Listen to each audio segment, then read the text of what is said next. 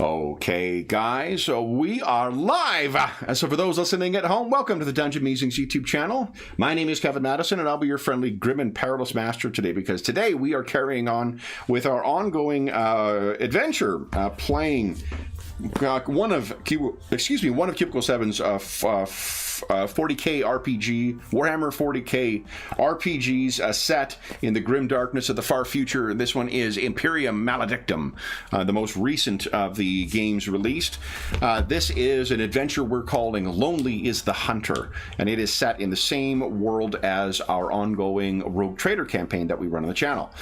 And with me tonight are the stars of the Rogue Trader campaign in general. I'll go the order I've got you guys on the screen here. Why don't you tell us who you are and who you're playing tonight. First up, we've got very slightly out of frame, I'm assuming collecting a cat, is James. There he is. Yes, I'm Subfactotum Octavia Aquari of Very the nice. Aquari clan. Very nice. Just dealing with kittens. Nice. Next up is our resident armor smith, Dave. Hey everybody, I am playing Explorator Zarkov, and first time in this system and with this character, so we'll see how it goes. Very nice. And last but certainly not least is Sean. Hey, I'm playing Icarus, the looker. He is he's no model, but he is a psyker, and he got a new power. Nice. In our off time. What new power did you go with? I went with Metabolic Overdrive, first Biomancy discipline power. Ah, interesting. What does Metabolic Overdrive do? It provides the opportunity of any character within short range to speed up their metabolism and everything else to an extent where they increase their speed by 1, and they roll reflex tests with advantage. Nice. Metabolic Overdrive was also my high school AC/DC cover band. So I was thinking it was. That's what really kind of put me towards that power. Yeah, what a coincidence. It's great for you to pick that. All right, then, guys, this is Dave's first time joining us back on Footfall with this character, and the first time he's back on Footfall not playing an Eldar. So let's maybe bring Dave up to speed as to what's been going on here. And just one other thing for Dave. Octavia Aquari keeps Icarus around because it makes her look even hotter than she actually is. Sounds good. Yeah, I'm soon to have a blind girlfriend, though, that is a divination master. So that's what I'm counting on. She's got to be blind. That's the that's the key. Fortunately, Icarus's insides are very different from his outsides. Yes. And inside, he is the roiling wound in the warp. So, indeed. Outside, he's attractive. Moody too. Yeah. So what has happened thus far? To give context for this, Dave, just with the group of characters from our Wrath and Glory war story, these characters are like not subsidiaries because they're not corporations. They are agents to House Aquari, answering to the characters that were played in the Wrath and Glory campaign. The characters from there, whose names I can't remember offhand right now. It was, let's see here, not Jeremiah Blitz. Here we go. Ignatius and Desura were the Psyker and the Rogue Trader from the Wrath and Glory war story. They had tasked Octavia, Icarus, and a armsman named Noros, a former Imperial guardsman, with a task. What was that task, guys?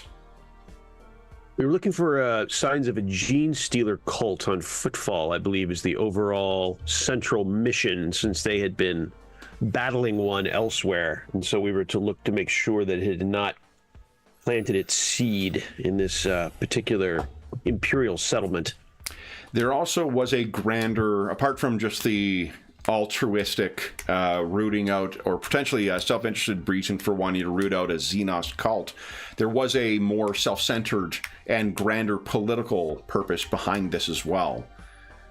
And part of that was related to how long the Mortis Probati was going to be in transit. You may recall that in the Rogue Trader campaign, you guys have run afoul of Haderach Fel, Lord Captain of the Fel Hand, and his powerful dynasty is not pleased at the outcome of the events of our first adventure. And unfortunately, with the Lord Captain Quinilia Quare stuck in the warp for nearly a year, making his way back to Footfall, it does leave House Aquare relatively undefended. And so, drawing on the long tradition of the Aquare being also connected with the Ordos Malleus, is that what it's called? The the Inquisition? Yeah, the it depends Ordo. on which order. Oh, fair enough. So they have a Demons connection to the Inquisition, and as such, because one of the first members of the Aquari household or dynasty within the Cronus expansion was a Lord Inquisitor as well as a Lord Captain. If House Aquari roots out aliens and puts them down, that may give some further standing among some of the other houses, so you might have some protection against whatever plans House Fel, and in particular, Lord Captain Haderach Fel, may have for the lesser members of House Aquaria. That was the task and the reason for it. What has happened in the interim, guys? Let's see. After we got there, we made an important contact with Lord Captain Geraldine Jerry Blitz. Yeah. She has been helpful for information, offers of assistance, contacts, and a generally friendly face to to us. We've had a couple meetings with her at least, and she lent us most recently a shuttle and void suits, if I recall correctly. Correct. And that was to go where? Here we go. That was, I'd forgotten. How did I forget? You reminded me last session, so I'm just returning the favor. I needed it. Macro statue. That is I correct. almost didn't get it. So there's a side prize, Dave, for saying macro statue the most. I don't know how this got started, but it got out of hand. But anyway, there is this. I mean, so Footfall. There's a just like it shows on the screen, Dave. Literally, is all these asteroids, and they are chained together with these giganto, of course, like everything in Warhammer, giganto void chains of unbelievable scope and scale. And so one of them is literally a statue of the, I guess St. Drusus, right? Emperor. No, it is the Emperor. The Lord Emperor. But there is a sanctified tomb in there too. That is Lord Saint Drusus is definitely venerated here and is most heavily represented by among the devotees, the Drusians, who you've made friends with. Yeah. So we discovered the likelihood, because this statue, though deserted, has a pretty intricate amount of tunnels and chambers within it, and word has it that there was activity inside, and we were pretty certain. We were pretty sure for various reasons that they were in here. Icarus had a meeting with his future ex-girlfriend, that exactly Adder Solikit, that she was a bit esoteric, and yet provided some interesting information regarding that it would be not only that it was in the statue, but that it would be at the heart of the statue. I believe that came from her. So we got a little even better idea of not having to go floor by floor kind of thing, because the statue was enormous. Yeah. So And she also came up with a particular curious statement that we have not altogether, I believe, deciphered, that I am searching for at this very moment. While you're doing that, I'll introduce a few other NPCs you guys have encountered. Vladaeum Torkara. Anna didn't care for Vladaeum. He doesn't look very nice. Do you guys recall who Vladaeum represents? Yep. Vladaeum is the leader of the Kazbalika mission. The Kazbalika, yes. Kazbalika, yeah, most successful criminal enterprise in the Expanse, which is impressive. They run the cold trade in the Coronis Expanse, the smuggling of Xenos artifacts from all the dead civilizations that have been uncovered in the Expanse out into the Calixus sector and then beyond. You guys have also... Oh yeah. That's true. Nice. Yeah, they are a bizarre cult that if I remember correctly, they're heretical assassins. They murder people, they claim, by order of the Warp, which is just ridiculous, obviously monstrously heretical, but they must be tolerated at this time because we can't do anything about them. And they apparently, they strangely followed us and a few sessions ago, and when we cornered him or her, they said that they had murdered enough people to ensure the safety of Quinilia Quare and company. So they're heretical cult in our good graces, strangely, but we don't say that out loud, except across the fourth wall out here in player land. But yeah. You also met. And I don't think you've met Calcus Kalinicus yet. I don't think so, just by reputation, because he got hired by Tokara. This guy, this Kalkas, is the head of the Black Brotherhood, which is a gang, primary muscle on Footfall, led by this particularly large gentleman. Yeah, and the muscle for Kazbalika. Yeah, and someone else do Night Bleeders. Let's see. Someone remind me. Night Bleeders are. They were working for. I think I missed this session. We thought the Kalinicus, and we ended up having a big old gunfight with them. But once we used some influence with what's his name? Sorry, Vladaeum. Vladaeum. Yep. We influenced him around, gene stealers on Footfall was be bad for everyone and bad for the cold trade due to the sudden influence of Inquisitors and Death Watch and things like that, which would ruin everyone's day. So I mean, except for James's, it would make James's day. It would make James's day. Let's be honest. Yes. But then, so he had a word with the Brotherhood, and they gave up the guy who appeared to be in cahoots with the gene stealers and who had hired the Night Bleeders. Barbosa, right? Barbosa, yep.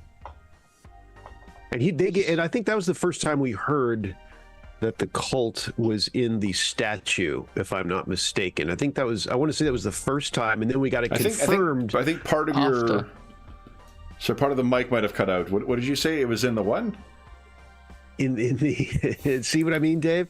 In the macro statue. In the macro statue, yes. In the macro statue. Yeah. I don't know what you're talking about, Sean. Can you tell me what that was again? The macro statue, Dave. I'll put it in the chat. Terrific. But then my future ex-girlfriend confirmed it. So we had two quick too quick. We were pretty sure that was the situation. Yeah. So the Night Bleeders aren't necessarily working for Tokara, but Calcus is?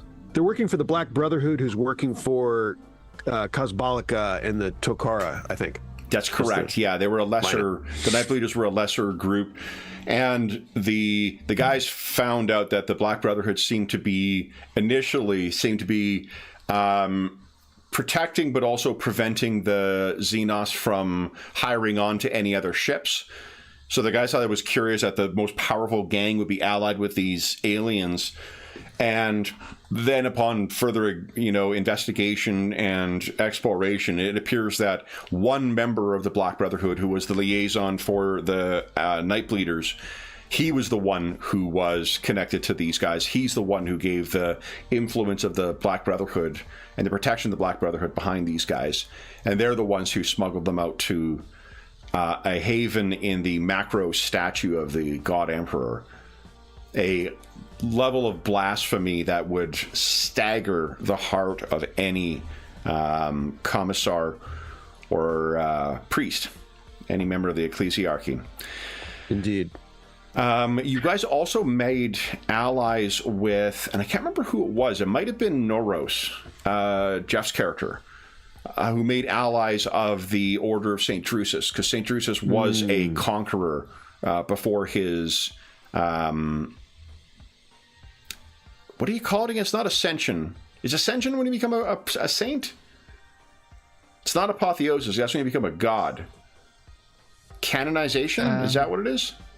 I mean, canonization in the real world. Beatification. Beatification. Yeah. Thank you. That too. Yeah. I know there's a goddamn word for it. No lapsed Catholics in the group today, I guess. So. Yeah. Just recovering ones. I blocked all that shit out. I don't know. All right, so I think that gives you, Dave, does that give you a full context of where we are and what we're doing now? Yeah, and so it's really, we're focusing on getting to the heart of the Macro statue. Correct. Stopping the gene stealers. Correct. Yes. Do we have to eradicate them or just prevent them from doing their thing? Both. I think I've got a handout that'll answer that for you. Yeah, they're not going to go quietly into the night. So, all right, so let's move along to... Yeah, extreme prejudice. Yeah, so we've got a couple of... Yeah. All right.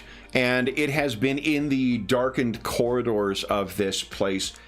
We've really found some fun locales here too, Dave. There is the bar where the guys have been hanging out, the Adeptus Masochus. Sweet. I like it. It looks familiar. There is... If you've played the Rogue Trader game, that would likely be... Yeah, some of these look like Rogue Trader locations, which is cool. This is the... I can't remember what they call this. This is the location where the Aquare home base is, or outpost, headquarters. And then this is one of the... Oopsies, not that. This is the sketchier part of town. I think my seneschal was in there at one point. And then this has been a sense of where you have been, making your way through the Macro statue itself. Yeah, I gotta say, the artwork is fantastic, but also super creepy. I might need to watch a cartoon before bed. That's excellent. And let's bring ourselves back over to this here. So we got on board and we heard a cry for help, both verbally and warpishly. Icarus detected a thin wall with the warp down below, down a shaft. We made our way down and then we're ambushed by the cult. Yes. So we are in the midst of that situation. So, Dave, if you... once again, we got blue, and yeah. Dave, the armsmen who are in pink, would you mind controlling them, please? Pink armsmen. They may not be alive for long anyway. If you could click on initiative as well for Zarkov, we'll add Zarkov into the initiative tracker. click on my token or anything? I can't remember. It's never a bad idea to do so. Sometimes you don't need to, sometimes you do. Do I have a token on here? You do. Let me shift ping. Oh, there we go. There we go. All right. Okay. I've hid my taskbar thinking that would make things easier, but it actually made it slider's not there. So come on, taskbar, come on back. Because then I get a slider. Yes, I can. Oh, you can right click, hold down right click on your mouse and drag, and you can move the map around. Even better. Nice. All right. Okay. And Zarkov's agility. So I did not click on my token, and it worked. Oh, excellent. Okay. Good. It's tied. Icarus, what is your... I got it right here. 35. Zarkov's 40. 43. Okay, so then, Zarkov, you're actually going to be right here. Here. All right, so then we have, and I do have just tragic news, guys. We are starting the counter over again. This will be the first full week of not erasing an initiative tracker, because last Friday I got too excited during our Fallout adventure, and I accidentally killed an initiative tracker. So, right. It was a fun session, and I don't regret it for a second. So there is that. Oh, I need one more thing. I need two more things, actually. Let me grab those. Talk amongst yourselves. Ooh. So I'm an explorator? Yeah, Mechanicus, right? Adeptus Mechanicus? Is that what that is? Yep. From? Yep. They're the technology cult of Imperium of Warhammer 40,000. So you're the ones that are in charge of tech by long pact with the Emperor. Yes. And are they from Mars? No. They are. Yeah, the cult on Mars. Yeah, I think that's the first planet the Emperor came to when he launched off of Earth, right, James? And came to Mars, discovered them, I think, and then the Emperor even then was a man not to be trifled with, and made an early pact with the cult for their technology, for their technological prowess. The Adeptus Mechanicus, or its predecessor, that's right. is older, in fact, than the Emperor's efforts to leave the Earth. Days far back before the Dark Age of technology. Oh boy, you know what's coming with me on vacation, guys, is my Leagues of Votan and a blank pad of paper and a pen, because we're doing some conversions for our upcoming 40K games. Okay, so then we are starting off with the Xenos Scum. So let me grab some dice here. Let's get some shoosting going on. All right, do not need your character sheets right now. So did the Armsman have a sheet? The Armsman does not. The Armsman, I will tell you, has a... what we've been doing is either rolling them each individually, or we've been rolling the... rolling one attack with advantage. They have a ranged of 50. And they have combat shotguns that have a 6 success level with a medium range and an inflict prone effect and spread effect. Okay. Medium range is 12 squares. All right. Speaking of which, let's get these guys going here. Okay, so some of these were hurt last time. All right. Oh, we were going to do grenades again. We did learn how grenades work in this game. Turns out they're pretty cool. That's always a fun learning experience. It's an important lesson. It really is. All right. I've learned this is an old trick from D&D. If you want to demonstrate the value of a spell to players, just use it on them. Right. Similar principle for gear. Yep. Okay, so let's see here. Let's. Okay, so I've got one Armsman in the wide open there, What is the range here? Oh. Long range, okay. Farewell, Armsman. It's been nice knowing you. Nope, yep, okay. Yeah. All right, so then this has rapid fire 3, so it's rapid fire does plus damage or success level damage equal to its rapid fire score. And do you remember whether it grants +1 success level 2, or is that a different? It grants an advantage on the attack too, doesn't it? That sounds right. Well, it's gonna be nice when the what do you call it? The starter set comes out. It's gonna have one of those like individual cards that has all the rules on it. Nice. Yeah. So that'll be nice to have. Rapid fires right at the beginning of the 125 on the left column, if you want. Terrific. Thank you very much. Yeah. Rapid fire. Advantage in the attack roll, increased weapons damage by rapid fire rating. Look at that, guys. I'm slowly learning. Nice. All right, so we're going to open fire on this armsman first. So there's a spark of light from the far end of the corridor. 22. That is a crit. Well, he's only got 3 hit points left. Or no, that's 3 wounds. So it's going yeah, just 6. We've only taken 6 thus. Oh, the armsman I screwed up, and I'm counting up, down. So they're the reverse for you guys.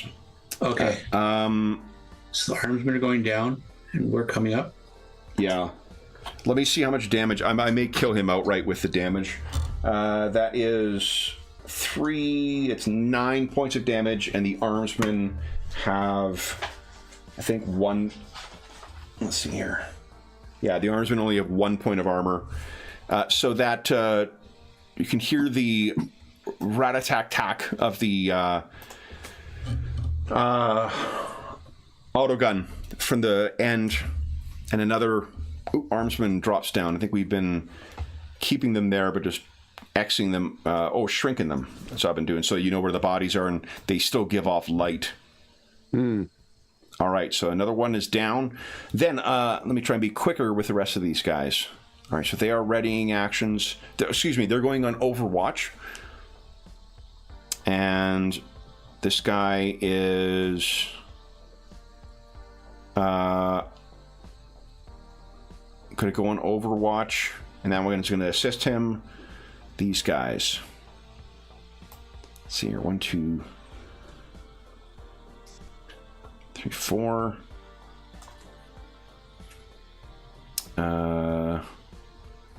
Let's move them up there.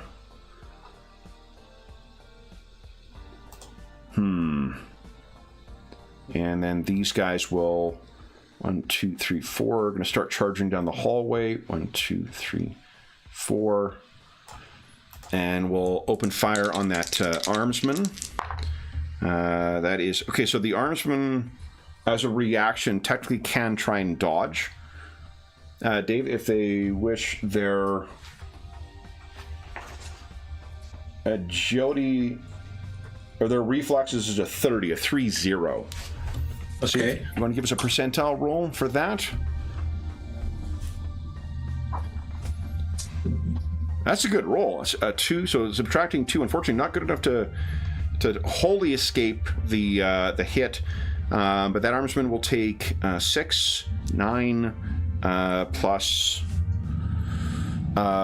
3. That's 12 damage. So it takes 11. And then the other one is going to try and finish him off. And that is going to be good enough. So he's likewise... The Xenos Jeff, scum seems to be your charging. armsman didn't even get a chance, Jeff. Sorry. And then that, I believe... Well, he was having to fix his gun. That's what that's for. Nope, still not fixed. I believe, guys, that is all my Xenos scum. So, Zarkov, what are you doing?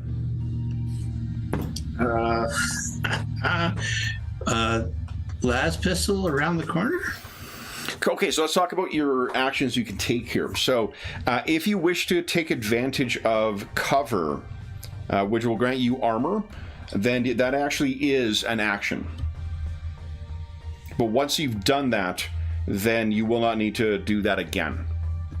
Okay, so that's like a one time per. Yeah, it's one action as long as you until you move again. And we were saying that this is 6 points of armor. Okay, so then he'll take cover. Okay. Anything else you wish to do?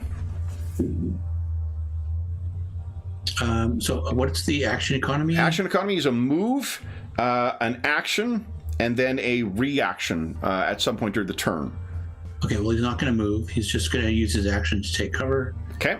And do you want to get a weapon out or something like that, or communicate something? Maybe his move will be to draw his last pistol for. Okay. Well, we can assume you've had it out. This has been a creepy macro statue you guys have been making your way through for quite some time. I think everybody had their weapons out as soon as they arrived. Jim's trying to get his macro statue count up. I can see you for a million miles. If you're suggesting I'm inflating my macro statue count just to win the macro statue contest in order to be deemed the most worthy of using the macro statue phrase or terminology, then you might deserve a macro statue yourself. And the chat is 5x if you put it into chat. Something wrong with my headphones. I keep hearing the same word over and over again. Dave's going to be in his sleep tonight in the macro statue. Right. All right, Icarus, you're up. What are you doing? Well, I have warp charge issues, so I have to... I could ignore the whole thing. I'm stable. I am. You're stable right now. Yeah. I am borderline stable. I'm on the edge, though. Yeah. I'm going to try to deal with this because there's something I would actually like to do, utilizing the warp. So, to do that is in the future. Now, what I'm doing is purgation. Nice. Okay. So then that is a. That is an action. Yeah. I was trying to remember. Challenging discipline psychic test. Here we go. All right, here. And for those listening at home as well, they just updated the character sheet for Imperium Maledictum. It looks exactly like the one out of the core book now, and it has a lot more nice little functionality things to it, so it's pretty cool. We have superiority, is that correct? You have superiority, yes. There's 1 point of superiority. I am utilizing that for this roll. Okay. Yes. So one way of using, we were doing this in Elder Scrolls. It's maybe not a bad idea unless you want to do something on your token. Put something in front of you that that represents a token, a coin, a card or whatever. When you use your superiority for the round, set it aside and just pick it back up when it comes to your turn. I might even try putting it on my token. Yeah, put it on my token. Like something. I'll figure out which one. I'll figure this out in a moment. All right. So Dave's got a Dragon Age one, so there you go. Nice. There you go. Okay. Challenging discipline psychic test. Here we go. Yep. I had a thought of whether I should go ahead and spend a fate for advantage here. It's a little tempting. It's awfully early for a spend, but. I mean, we've already seen you alter reality once with it. Sean very kindly showed us results on 2 psychic tests the last time he tried to purgate. I'm gonna just roll away. Here we go. Psychic mastery coming up. Here we go. That is 3 success levels. So that means you reduce, what is it, your willpower bonus plus your success levels. And how much are you going to get rid of it? That means my willpower. Well, that's your max, because we're rolling on your psychic phenomenon, and it's plus 10 for each warp charge that you shed. I mean, this is, Icarus is in the middle of hot battle. He's not going to mitigate anything. This is 4 plus 3 is 7. He's going to take 7 off. That's what he's going to do. Give us a D10 plus 70. This is a greater than 50% chance of perils of the warp showing up, FYI. Well, hang on. I can mark down my warp charge now. Can I enjoy just for a moment? Can I not? I don't know where it is on the new sheet. Hang on a second. Let me see here. Oh, if you do it in your token, it should update. Okay. Token, your blue bar is your warp charge. I got you. Look at that. I'm down to 1. Nice. If I can. Oh, you know what? It's not. There may be a hiccup. I can't... Let's see here. Details, warp charge, current. I just did it. I found it. Or at least I did it on the sheet. I did it on the character sheet. Okay. Let's see here. But I could not affect the circle. Hold up. Let me... did you have... Oh, that's because you were not allowed to edit it. Yeah. It may have changed. I may need to double check your permissions and your tokens, guys, because they may have changed. Maybe when the character sheets changed? Yeah. So there you go, Icarus. You should be able to affect that now. Let me make sure you can edit yours. Yeah, they've changed the token permissions again. There we go. Idea acquired. So you guys are both kind of blue. I think I'm going to go with... There we are. Okay. Excellent. So then a 1D... on the new character sheet, does there happen to be a Perils of the Warp or a Psychic Phenomenon? I don't think so. Okay, so give us a 1D100 plus 70, 70, please. This should be fine. Mm-hmm. Is that possible? That That's was a possible. 1D00, but that's a good try, effort. right? It's good effort. Use your move action to gaslight the DM. Yeah. Too bad that that's not possible with an actual roll. Very rarely. Whoa! It could be worse. 113 Psychic Breakthrough. Roll again on this table, re-rolling results of 100 plus, and apply both the standard and lingering effect. So give us another 1D100 plus 70, please. Look at that. That's not bad for, Warp echoes. Everyone in the zone, so that's everyone within, I believe, 4 squares, hears echoing voices and sounds from past events and things yet to be. Everyone who hears this now must make a challenging discipline test or be stunned, and this whispering distant voices will haunt the zone forever. So let's have Zarkov, Icarus, and Octavia each give us a challenging discipline test, please, lest you be stunned. Oh, I didn't put... Oh, yeah, challenging. Okay. Oh, no, I didn't. Oh, yes, it defaulted. Okay. Yeah, defaults to challenging. Rerolls, fate point, You can spend a fate point to re-roll, yes. because I failed it pretty good. Ooh, here we go. Because I don't know what you guys are complaining about. Yeah, seriously. Pipe down. What was that, James? Do I care how much I fail by? No. It's only if you fail or you're not. -X is effectively a critical fail, but if you are stunned if you fail. You are the one who gets people out of being stunned. So, but it would only be one condition of it. Ooh, Zarkov, cheapers. Still failed. Yeah. I rolled that great 12 for the armsman, which didn't really help. Yeah. Lady Aquare, do you wish to re-roll? What the effect would be, a minor effect, is you make a move or an action, but not both. I will not, because my chance of succeeding is pretty poor anyway. Okay. So should I roll for the arms? Should I roll for my armsman, Kevin? Why don't you go ahead and see their discipline is a 50. So go ahead and roll. Failed. So close. Octavia's are still in line. I've got a 6. Failed. All right. So Icarus, I think you've only got one left, actually. Oh, I got one. Yeah. I thought I had 2. Octavia has 2. So one of mine succeeds, one fails. Okay.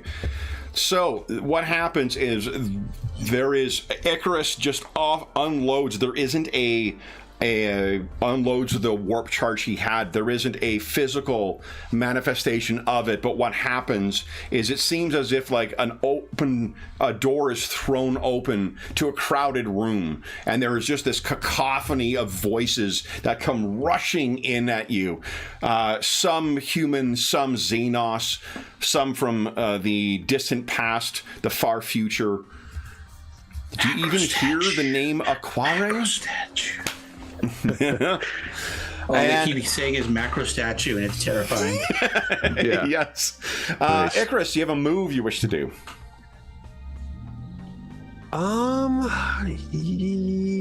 Yes. I think. I'm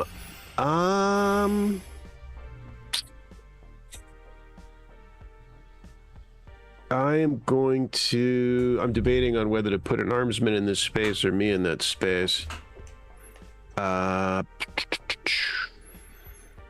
Make your call. 3. There we go. Okay. All right. Then- That's where I was going to go. Yeah. I was competing for these spots. Armsmen are up. Let's go the order that we did last time. We'll go the order that we've got you guys on the initiative order. I don't think Zarkov has any standing armsmen left. So that makes that easy.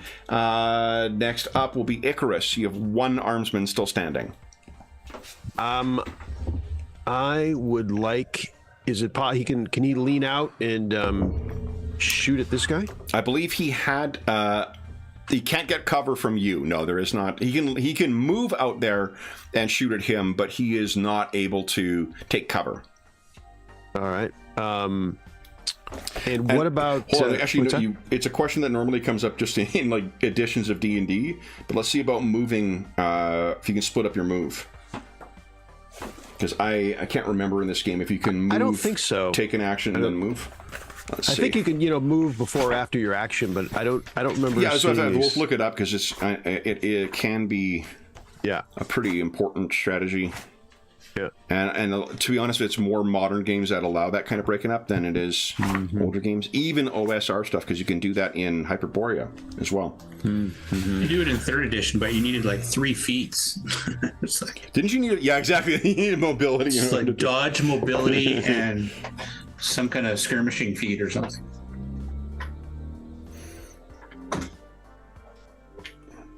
Yeah, you have to move before or after your action. You can't split it up. Yeah. Okay. Yep. Old school. So, what's your armsman doing? Overwatch. He'll go into, if he sees an enemy, he'll shoot. I think you have to. Isn't it more clear what the Overwatch was? Let's see. The Overwatch. Page 209. Okay. I know I liked the Overwatch rule because you have to decide what you're doing by the end of the round. Yes. Also, left column. Your guy is stunned as well, so he has to take a move or an action. Okay. When you must declare a trigger for your Overwatch. When the ganger rounds the corner, I'm going to shoot the las pistol. After so and so throws the frag, I'm going to run. So it does need to be more like it needs to have some clear if X then Y, as opposed to just like if I see any enemies, I'm going to shoot.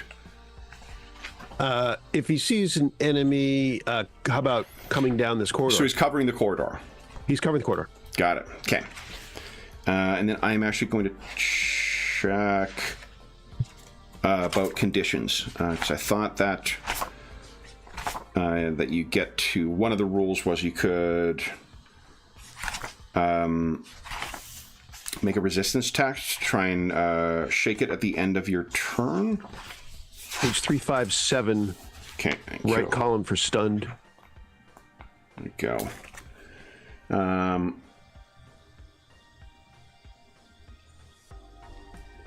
Let's see.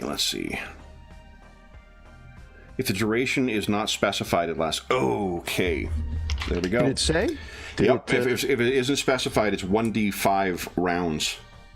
If an ally spends an action attempting to rouse you, you may make a challenging fortitude pain test to end this condition. That's the slap across the face. Okay. So we have that. I can start my countdown for how long that's going to last. Guys, just, how rare I get to use my countdown dice? I appreciate you guys giving me the excuse. I get to use the old oversized initiative dice. Nice. Okay. So that was yours. Lady Octavia, you have 2 armsmen, one of which has full actions, one of which has 1.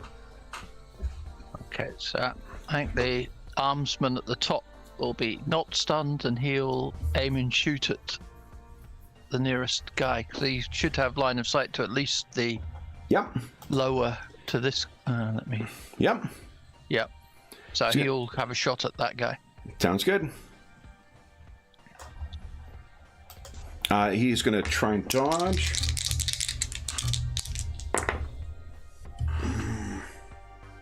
Okay, 18. And dodge by 2. So that is a hit. It was it's a combat shotgun, right? Yep. Is he in range, though? Shotgun's got a medium range. Yeah, it's in range. Okay. And it's spread as well, so I think he's going to be able to hit that guy next to him, too. Yay! So go ahead. So the damage would be... let's see here. Damage is 6 plus SL. So that is... there was -2, so it was... They have a 50 ranged. That's 4. -2 is 2. So that is... Hold on, I'm trying to... Didn't Dodge say something about not reducing damage? The action dodge? Yeah, I'm trying to remember here. I'm sure there's going to be a point where we're not continually looking this up. And by we, I mean me, but... Dodge is 208. Yeah. 208, that's the action. Oh, yes, you can reduce the success levels, but you don't reduce the damage. Because if you reduce all the success levels, you take 0 damage. So that is a hit. 6, so 8 damage, and they have 2 points of armor. So, all right. And that's 4 damage on the other guy. Go. Should be reduced to 2. All right, and both of them are actually knocked prone by the force of your... Trying to remember if the targets are within the short range. Now, I did make a handout with all the weapon qualities on it. That'll be on my to-do for the vacation. Yeah. Does it surprise you at all that I have a to-do list I bring with me on my vacation? No. There's gaming stuff to do. And I mean, like, I'm a very task-oriented creature, so it. All right. Yeah, within immediate range of the target. Oh, they get to make a challenging reflexes test, though, and he failed it, so he takes the damage. Half damage. That's awesome. Okay, cool. So then you fire down the way, and your other guy, what is he doing with his either move or action, the stun guy? With this stun guy, can he see the upper guy with the shotgun? I'm guessing he can. Probably, yeah. Let's give it another go then. Okay. Let's try. Anna says good luck. Oh, and I got a dodge. Let's see here. Failed my dodge, so that is a solid hit. That is 7 points of damage. So it is 5. Okay. That.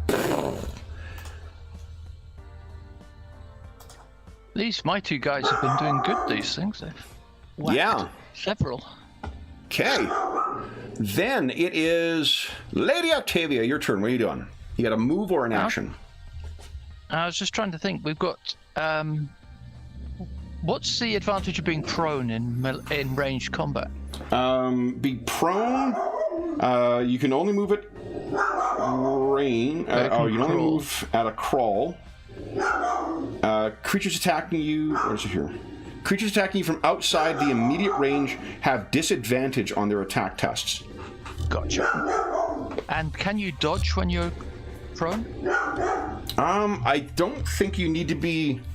Because I guess you can roll from side to side or whatever. Yeah, you can dodge when you're prone. Yeah.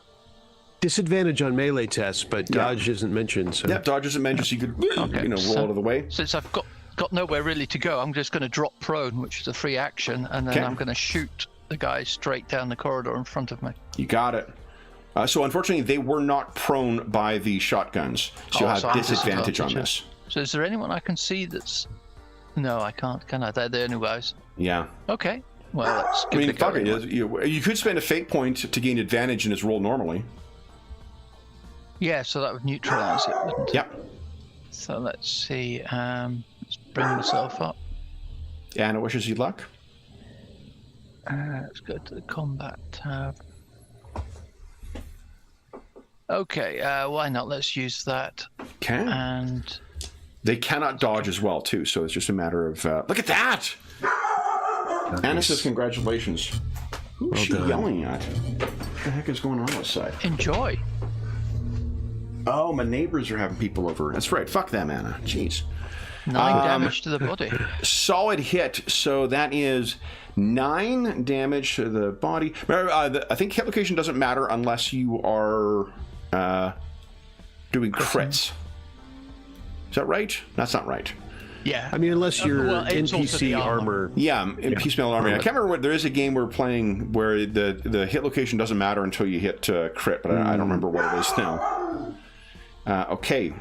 Let's see here. So that is 9 points of damage. Minus 2 is 7. So he's knocked prone. You can see him try to stagger up, and you just zorch him and goes down. Then it is top of the round. It is Alien O'Clock, and I've got great news, guys. The stun only lasted for 1 round. Oh. So it is gone. Anyone with a stun condition is no longer stunned. All right, so the one on the ground is going to, as a move action, stand up from being stunned or from being knocked prone, and then it's going to fire at the armsman. This will be your armsman, Octavia, to the south. Do you want to dodge? Oh, no. Yeah, absolutely. The reflexes, I believe, is a 3-0 for you. I got 5 degrees of success. Oh, God! Pulls his mask off, and he's got the corruption of gene stealers within it. I'm with them! Right. Fortunately, he was blasted in the face for 14 points of damage, so he is... Oh, damn. My boys have been doing so well. He had been doing pretty well. Then the others, let's see here. 1, 2, 3, 4. He's going to move forward and fire at your other armsman. Would your other armsman like to dodge? Oh, yeah. Okay, I missed. Oh, I'm rolling with advantage. Fuck. Okay, so that's a fail. That is 11 points of damage on the armsman. So I succeeded, right, on the dodge? You failed because your reflexes is a 30, wasn't it? 3-0?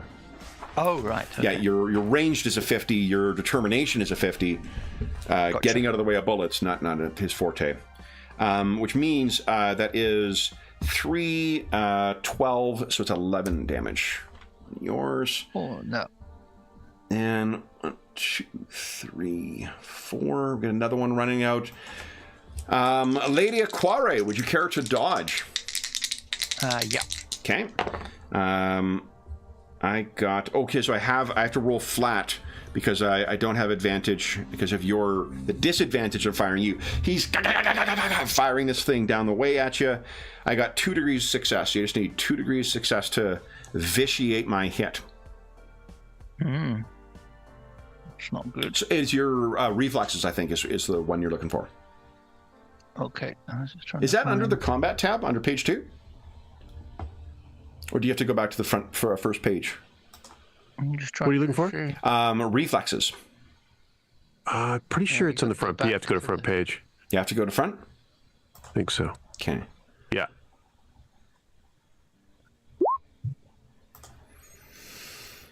right. Total fail. Oh, this is interesting. A bunch of Noros's weapons are still here. Some of them are gone, but some of them are still here. Yeah, weird. Do you want to fate point that? Because -6 is a crit fail. Okay, then I will do that. Well, let's see if there is any effective crit fail from a dodge, though, before you squander those precious resources. Because.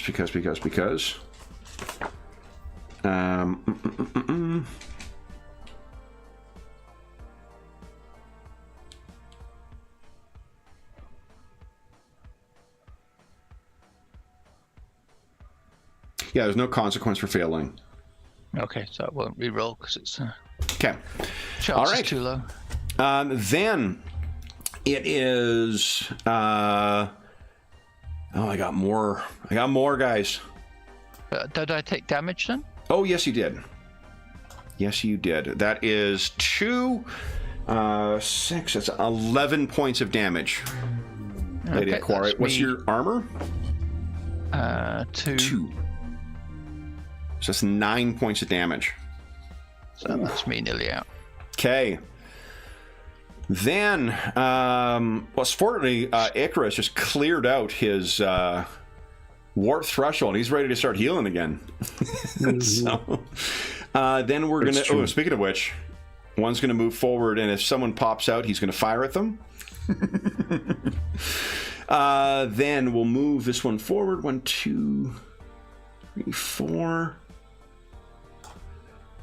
And I don't know if this dude's got line of sight to anyone other than Lady Aquari.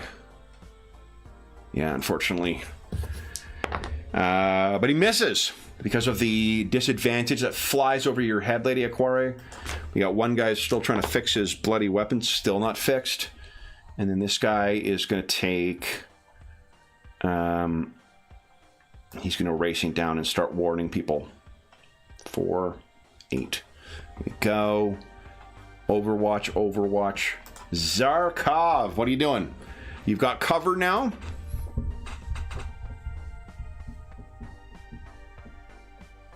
Oh, you are muted though, Dave. So let's toast Mo. To Mo. Yeah, sorry, I was pulling chainmail out and I'm making a lot of noise, so I thought I'd mute. You mentioned grenades earlier. Is that something that we have on our sheet? I don't see it on my... Noros has a ton of them. On the PDF. Yeah, unfortunately, you do not. We do not. Okay, so that's good to know. And would my character who'd been traveling through this thing up until previously today, are there like tech things to be utilized within the statue, the macro statue? Are there nothing as of yet? You are buttering my bread there, but no, there's not nothing you've come across thus far that you. And I will just las pistol down the hallway here. Okay. We've got a neat thing called a vial of sacred unguents, and I think that actually does something mechanical. I just don't... Yeah, it might be like granting advantage to a piece of gear for a period. Sacred Arbiter Ian had a really cool video on the Adeptus Mechanicus recently, and they were talking about that, and I was like, oh yeah, that's a thing that you guys have in the game. Sacred unguents. You can use them 5 times. As an action, you make a challenging tech engineering test to apply sacred unguents to a imperial technological item, vehicle, or weapon. If you succeed, the next time you fail a test using the affected weapon, you can re-roll the test. After the re-roll, or if a day passes, the applied sacred unguents dry up and the effect ends. If you fail the test to apply sacred unguents, you incorrectly apply them, or the machine spirit demands more to be appeased. Either way, you waste one use of the sacred unguents. Now, let me ask you this. Do you think Zarkov would have done that before venturing into the macro statue? Because it lasts a whole day if it's successful? Lasts a whole day until you use it. Probably, yeah. That's something that you would have. Yeah, so why don't you give us a tech test then? A challenging tech engineering test. Yeah, you are specialized in engineering, so... Skill tech engineering, so I use the specialized. Yes, skill? please. Yeah. That is 2 success levels. Hell yes. So you've applied that. That means the first time you fail with whatever you want to use, whether it's your mechadendrites or your las pistol, you get to re-roll it. Okay. Would it be on the las pistol? Yeah, probably on the last pistol. Okay. He doesn't really want to get into melee with anybody. Yeah. So you whisper a prayer to the machine spirits, praise to the Omnissiah, and then would you like to give us an attack here? Yeah. Okay. Look at that. Incoming transmission failed by 2. All right. Well, I do have bad news for you. Anyway, one of the guys was actually on Overwatch down that corridor, which means when you poke your head out to fire, he's going to fire at you. Okay. Okay. I did hit, but you have... first off, you can dodge if you want to use your reaction. So use reflexes. Sure. Okay. Dodge, You also have dodge. 6 extra armor because of the cover. Oh, nice. Okay. And Yeah. where is the Reflexes is one of your skills. reflexes? Dodge is I think is a specialization, but Okay, yeah. reflexes is the base skill. Nice. So that's enough. You actually like dodge out of the way of it. He fires down the corridor at you. You've drawn the shot for Icarus now. Icarus is free to go. Now, why don't you give us your attack roll? Okay. And I forgot to ask. So it's got burst, close, loud, and reliable. Burst, is that like give me a chance of hitting somebody? Yeah, so let's talk about that quickly. Reliable is that if you fumble in combat, roll 1d10. On a 4 or higher, you can ignore the fumble result. So it's very unlikely to jam. The burst, you can either get +1 success level to your attack test, and then reduce the ammunition in the weapon by 1. Yeah, that's it. So that's what burst does. I'm sorry, what was the other one? Close or loud? Close is the range, and Okay, loud so- is that everyone within long range can hear your weapon when it fires. It's kind of like ammo. Okay. Sounds good. You're loud. So I don't need to change the settings or anything like that for Not at all, shooting. no. And then Okay. opposed tests are always challenging in this game, which is why they've got it set to a default. Okay, sounds great. Okay. So I will just click on the test. Yeah. And Straight I up. failed my dodge. 3. Oh, no, but this one, so click on your weapon. Well, what you did. Ignore me. I'm an idiot. I'm an idiot. All right. did, I think. So then that is a hit, 3 success levels, so that is 8 points of damage. So this guy tries to fire at you, and in exchange for it, he receives 6 points of damage. Nicely done, Zarkov. Do you have a move you want to do, or are you staying where you are? I will stay in cover. Okay. And to be clear, your sacred unguents do not trigger until you mess with it. Okay. Okay. Icarus, you're up. What are you doing? Seems as if Lady Aquare has taken a nasty beating. I have freshly cleared the stockade of all that nasty warp charge. Yeah. I am actually, it's close. If she was right next, right. Ask that's any true. of the Yeah, right. voices from across time that will forever haunt the macro statue. You definitely cleared your mark charge.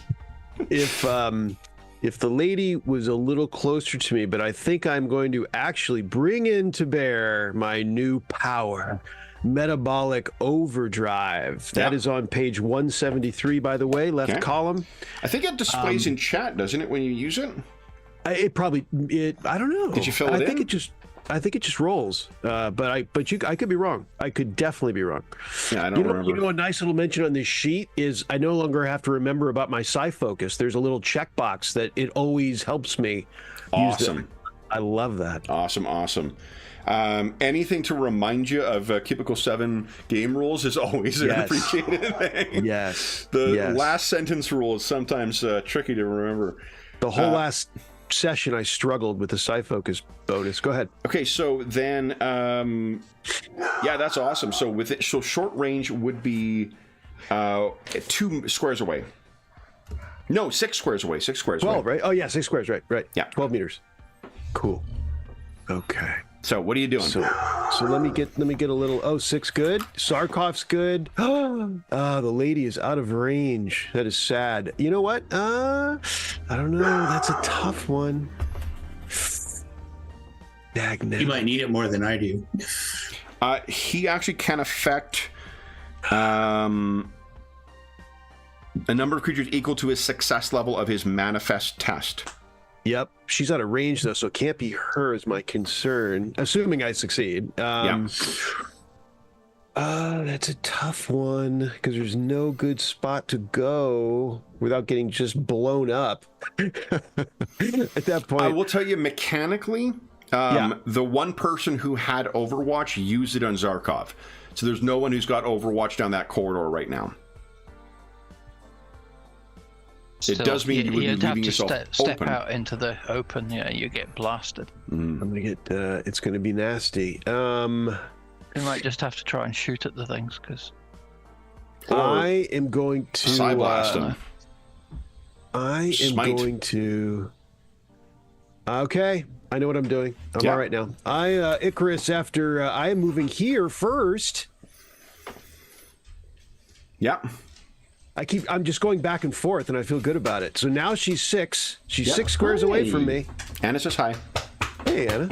So I quickly move, realizing my strategic problem. I move and I cast. I am going to. So my superiority resets, right? Beginning of the turn. Mm-hmm. And I am using superiority. I am also spending a fate point to roll with advantage. Okay. Nice. And here we go. Here we go. It's a challenging test. Challenging test, and I think Assuming it's are you doing metabolic overdrive? Yes. Okay. Okay. Well, you know. Oh wait. Oh no. Wait. Let's see here.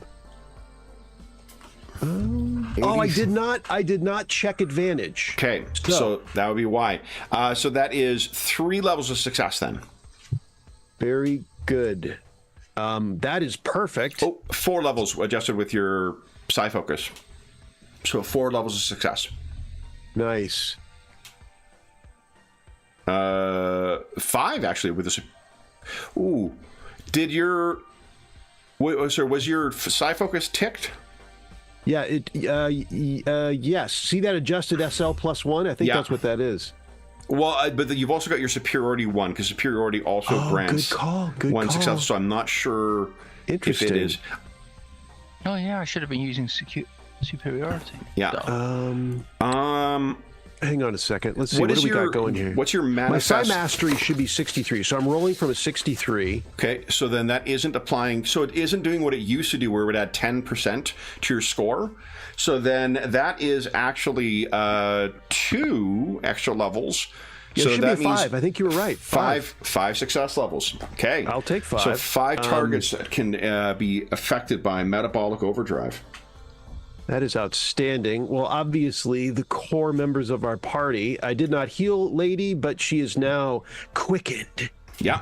So that means each of you can now move 6 squares because you are fast until the start of Icarus's next turn. And you have advantage on reflex tests, so including dodges. That's a big deal. That's really the star of the show right there. Yeah.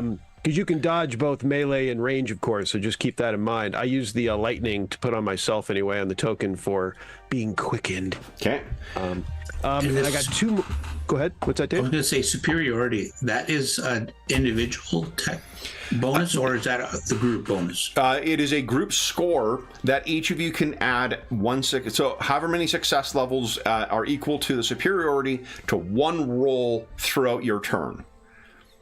Okay. So it could be to 1 resistance, it could be 1 to skill check, it could be, whatever. So what, like an attack? Would that be? Yep. You can apply the superiority to the attack. And how do you apply superiority to The your top sheet? right, there is an option for superiority. Oh, okay, I see. Yeah. Yeah. Right beside challenging. Okay. You got it. Cool.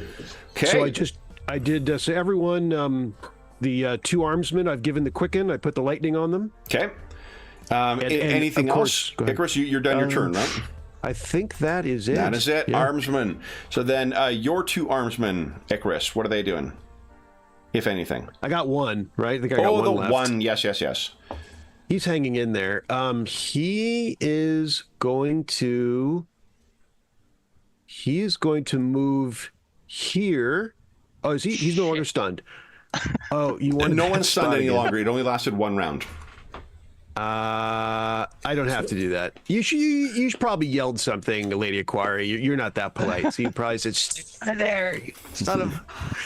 I mean, while I'm thoroughly enjoying sitting out in the open, Because I was gonna have him shoot afterwards. I will. Make the I will call. just put him 3. up over Overwatch on the quarter. Same thing. Okay. Lady, then it is Lady Octavia, your armsman. they'll both unload on the guys they can see. So top guy will shoot at the lower guy. Okay. Lower guy will shoot at the higher guy. You got it. All right. I guess they'll failed aim my and dodge. shoot. I failed both my dodges. Right, so it's just a 50%, 6 damage. Oof. damn. And then second one. Oh, Damn. God. That might be... Oh, it's only critical. It's only doubles that are crit fails. So then I believe that's all of our armsmen. And it is Lady Octavia. What are you doing? So I'll run here and get under cover. Okay. You were prone, right? So it'd be one move action to stand up and one move action to run over? Yep, okay. Okay. So they don't have line of sight to you, but you don't have the benefit of cover yet. Oh, fuck. I do have bad news, though. As soon as you hit here, that is when one Overwatch triggers. Yeah, I thought they probably would. Okay. I was going to die lying there anyway. So. Yeah, it's okay, but you got you could dodge, though. You have seen people firing from down that corridor. It's been 2 weeks for us, but she would remember that, and you would have advantage on your reflexes check. Does this guy have a 30 dodge is going to do it. Well, you got advantage, though. So... Yep. Yeah. Isn't Sean's guy Overwatch on that hallway? Like, why is he not doing anything? Oh, it's true. He doesn't have line of sight to him. The other guy's further down the corridor. I see. And has just been waiting to see when someone crosses across there. So, do you want to roll your reflexes, Lady Octavia? Nice! Look at that. +1. Okay, so let's see how I do. I did get 3 success levels. So I'll be down to... I did 3, so that'll be down to 2. That's 8 points of damage. Now, any fate spends... that would benefit you here. So I got 3 success levels. Oh, that wouldn't... The adding success level would not help.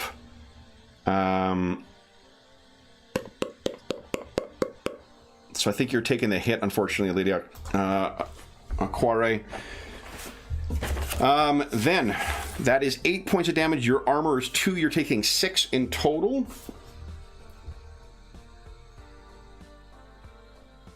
So then would... 5 over my hit, Yeah. so my hit points are 0 now, and 5 extra. So when you exceed... I don't think you track your wounds over. When you suffer a critical wound from hit location 1d10 plus excess... Oh, it is, excess damage. And is the critical chart on here? It is not. Okay, that is good, actually. All right, and the critical is 214, 215. Would you kindly give us a 1d10 plus 5?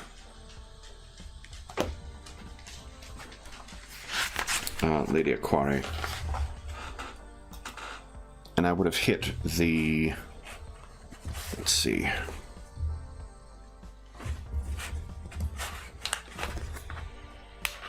Location. I think there's a roll for Body. unconsciousness too. Let's see here. Okay, 12. Let's see here. Okay, exceeding wound threshold.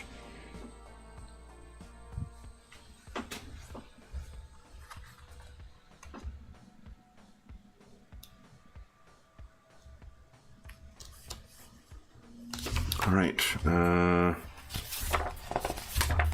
See, that was to the...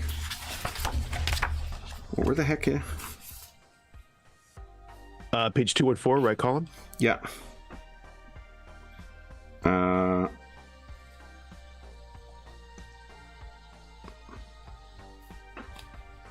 Okay.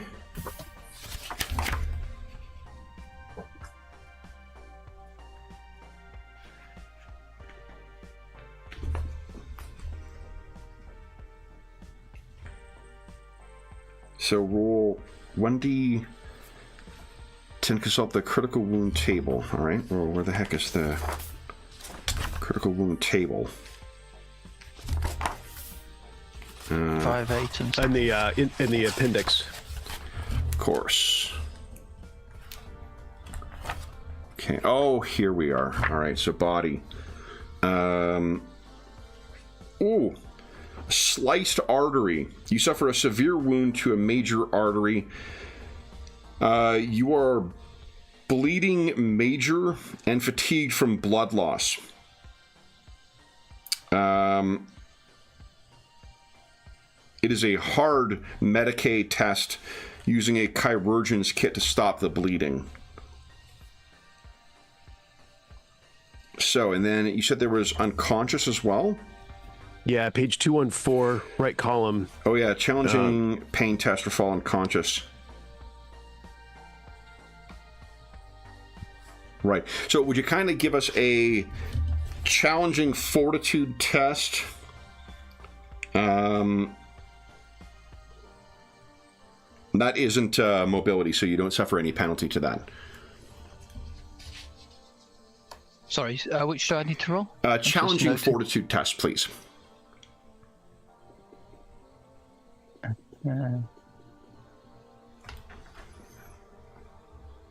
Oh, it's so close. I guess I could use superiority or whatever. Well, you could. Well, you can't use superiority because you used it on the last test.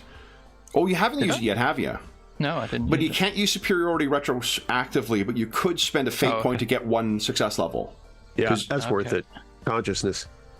Okay, so you're still conscious. You're just very badly bleeding, and you are minor fatigued. So bleeding, 3 damage at the end of your turn, which ignores armor, and fatigued is you have disadvantage on all tests. So, all right. So lead activity, you can complete your move though. You can get yourself over there. So you. Then it is. And around, so this is one thing I forgot last round. Does anyone have Overwatch right now? What you can choose to do is do another. This is one of the ways this game differs from other games, Dave, is that at the end of the turn, if anyone's on Overwatch, they choose to either lose an action or take some other action in place of the Overwatch. So you can, those who have higher initiative, you're always kind of, in a better position than those who just sit there, trying to wait for you to move into fire. The only one was the armsman under your control, Icarus.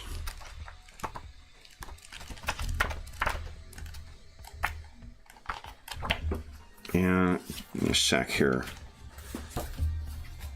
He's unharmed, right? It shows him as at his threshold. Yep, but he's actually. No, yeah, I fucked up and did the reverse for all things. Very good. Yeah. Very good. Just check. Okay. They also don't suffer critical wounds. If they lose their wounds, they're dead. Gotcha. Ditto for the enemies. I'm just checking for a piece of gear here. Let me go.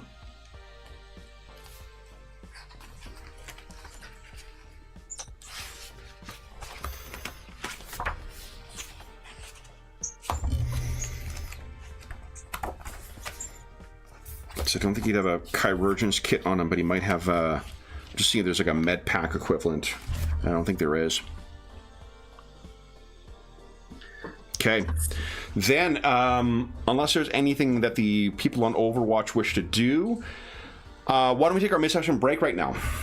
And then we'll come back and carry on from there. So, okay. So for those listening at home, we'll be back in about 5 minutes.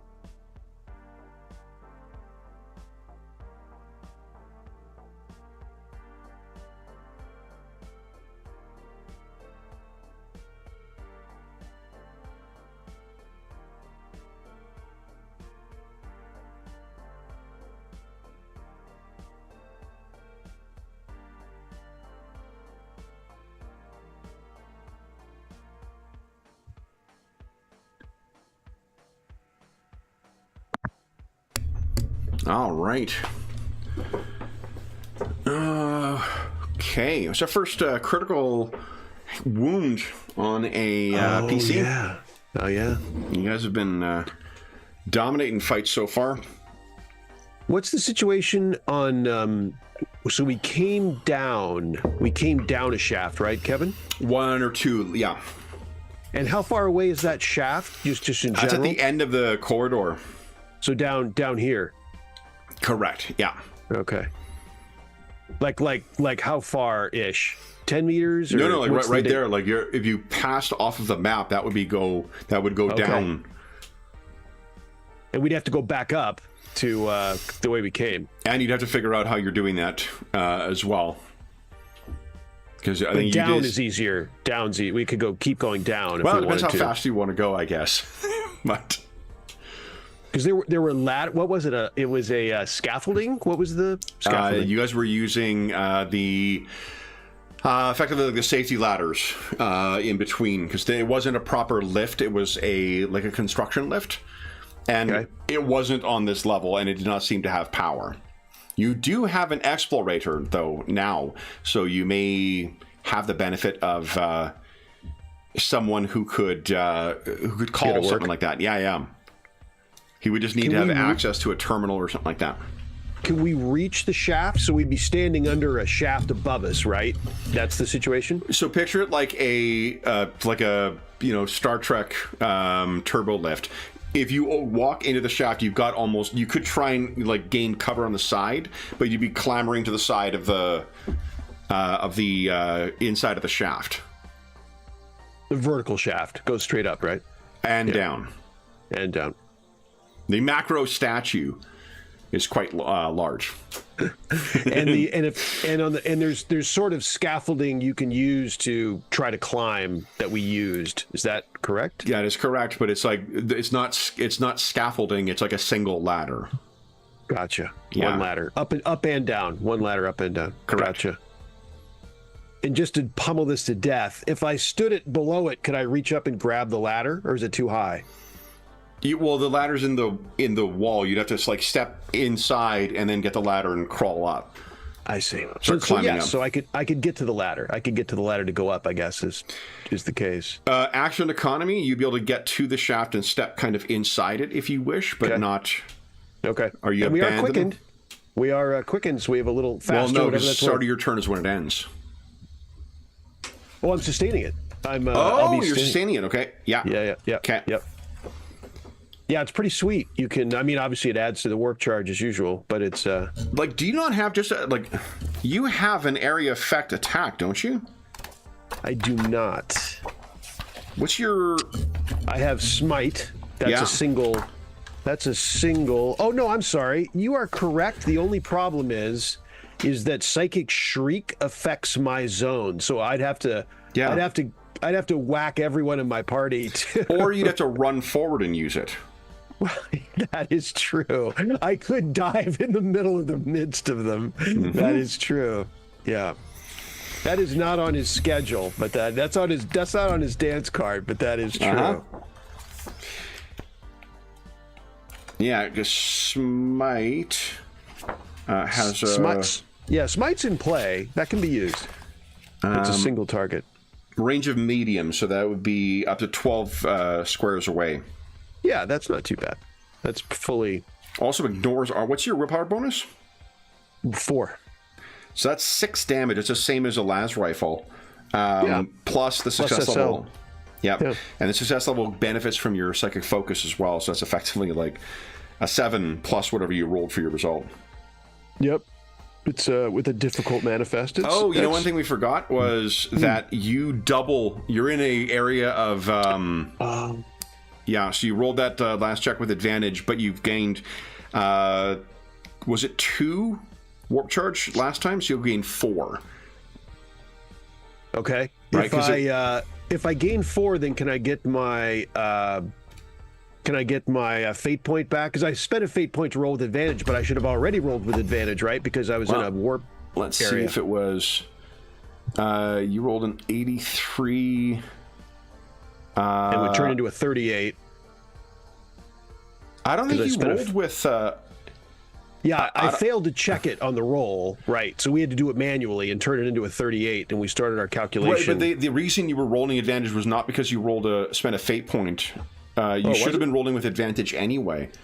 What was that from? How come? The zone.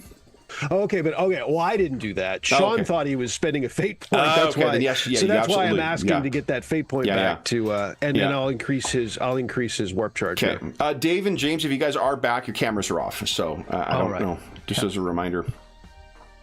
Gotcha. I'm at 5. I had a feeling that James may have forgot. Okay, so then you... so you got 6 warp charge right now. All right. 6. I was at 1. So I was at 1 and then added 4. I think I'm at 5. Is that, Are you at 5? Yeah, because I couldn't 5. read it properly. Yeah, 5. Okay, so then when Dave gets back... I'm very protective of that warp charge. Don't give me one just random warp charge on there. Don't do that. Okay. Then Lady Octavia is quite badly injured here.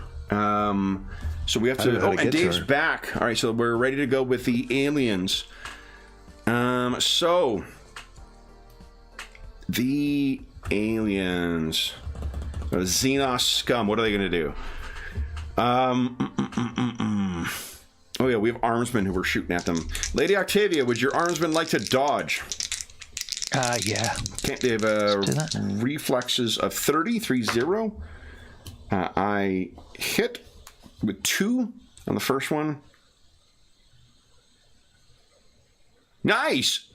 And that is by won't help. one, well, it reduces the damage a little bit. And then the second one, I hit with 5. Oh, and you dodge with 4. That's great. Or 3. So 2. Unfortunately, Lady Octavia, your 2 armsmen likewise join the others. Riddled with Xenos scum fire, and they are down. All right. Then, the other 2 are going to Did the one armsman get to dodge, or was that? That's what his last 2 rolls are. Okay, and so he rolled with advantage, right? He got his advantage. Oh, they both succeeded. So. Oh, they succeeded. Nice. Yeah. So, but yeah, you're correct. They both have advantage because he's maintaining. The other 2 call out to you guys in broken voices, clearly no longer human. Come out. The voice calls. They may ready actions. Another one is stepping forward. Zarkov, what are you doing?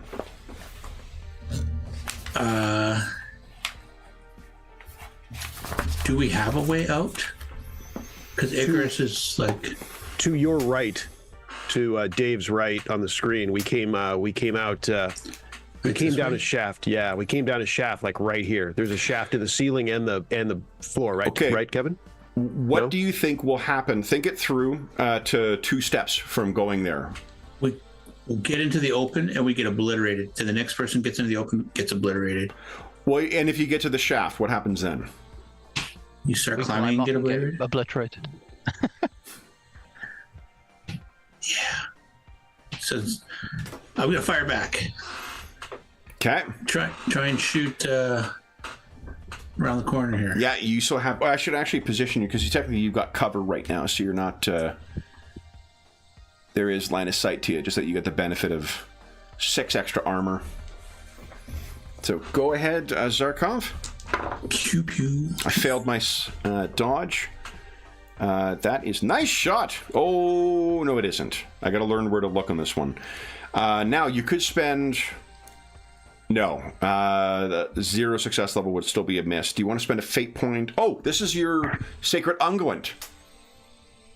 You missed. Oh, okay. So I just roll the same test again? You got it. Hit the reroll button. Yeah. Oh, there's a reroll button now. That's awesome. And can you add superiority? Because I haven't been using that. Is that something I should be using every round? You should definitely be using it every round. You just got to decide whether to hold it for a defensive roll. You know, that's kind of your... I haven't been using it for defensive rolls either, so I'll use it for this last pistol roll. Okay. So... Yeah. Okay, wow. 3 success levels, so that is 8.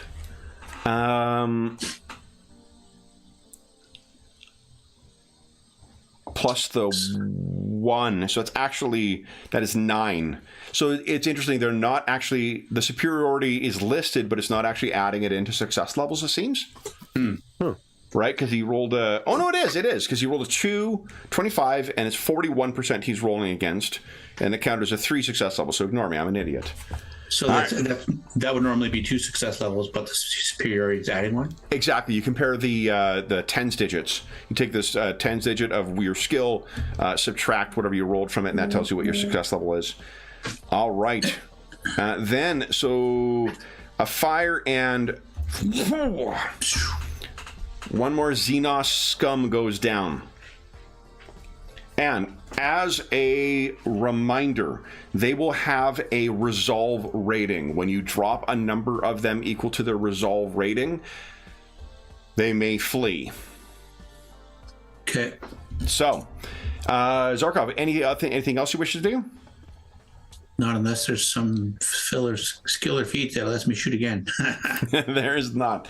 Icarus, what are you doing? I am, I will I'm going to head around this corner. I'm going to use my movement. Okay. Desperate times call for desperate measures. Mm-hmm. And how far do I have to go? I don't see your token moving. Oh, I'm sorry. Okay. All right. So then, unfortunately, you are going to get... Yeah, I'll get shot. Yeah. But roll your... I'm assuming you're going to dodge? I am. Yeah. Go ahead and roll with advantage. All right. All right. Here we go. Advantage. Challenging. Dodge. Reflexes. Did that roll with advantage? It says advantage. Yeah. Yeah. Okay. I only got 1 degree of success on this. Do you want to spend a fate point to make that a success? Sure. Okay. Yeah. So they fire at you and miss. You can carry on your move if you'd like. And then what were you going to do? I'm going to race down this. I was going to try to. I'm going to race down this hallway unless I hit something. Okay. I'm going to run by them. So I'm quickened. I'm fast. I can go. Tell me how many squares. I'm sorry, Kevin. How many squares can I go? You can move a total of 8. 1, 2, 3, 4, 5, 6, 7, 8. Okay. And I get there with my move, and I am going to. Am I able to attack them without hitting my party at this stage? With your psychic shriek? Yes. All right, I do so. Okay. All right. I So am going to. I think I'm going to go big. Difficult. I'm going to spend a fate to roll with advantage. Remember, you're in the warp zone. You're rolling with advantage never mind. anyway. Thank you for the. Yes. Okay. The reminder. Yep. Yeah. So it's a difficult power, right? It is a difficult power. That is correct. So go ahead and make a roll. There's all sorts of stuff going on. Vox Daimonicus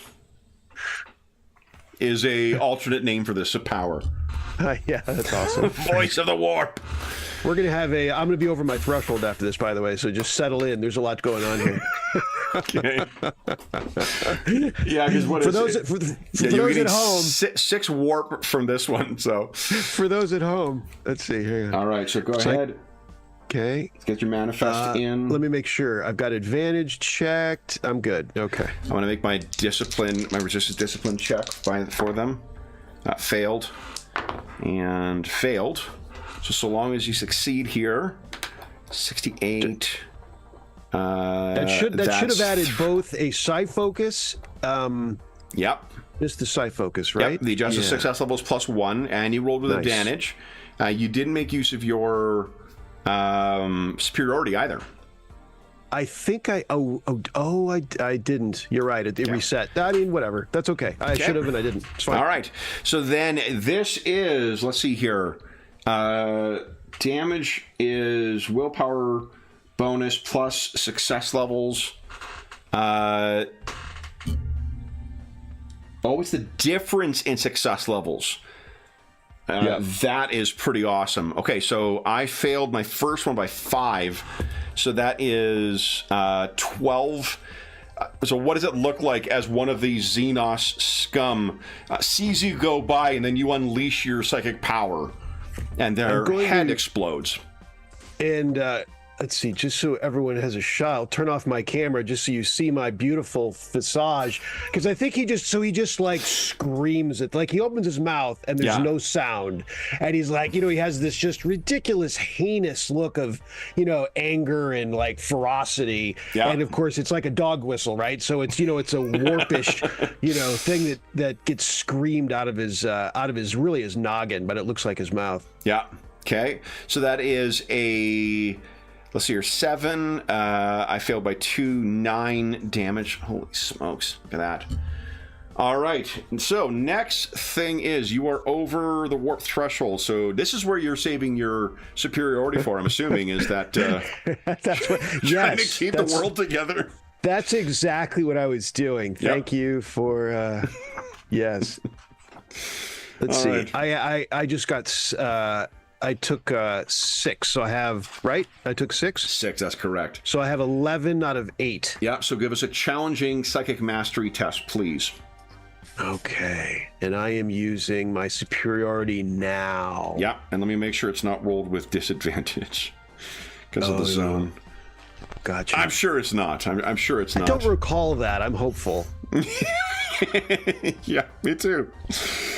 I don't think that is the case, but let's just take a look. The zone. I like the zone rules quite a bit. I'm like, that's 4th edition was the first time I played an RPG that had that kind of stuff, and we've been playing 4th edition again recently this week, so I have that fresh in my mind.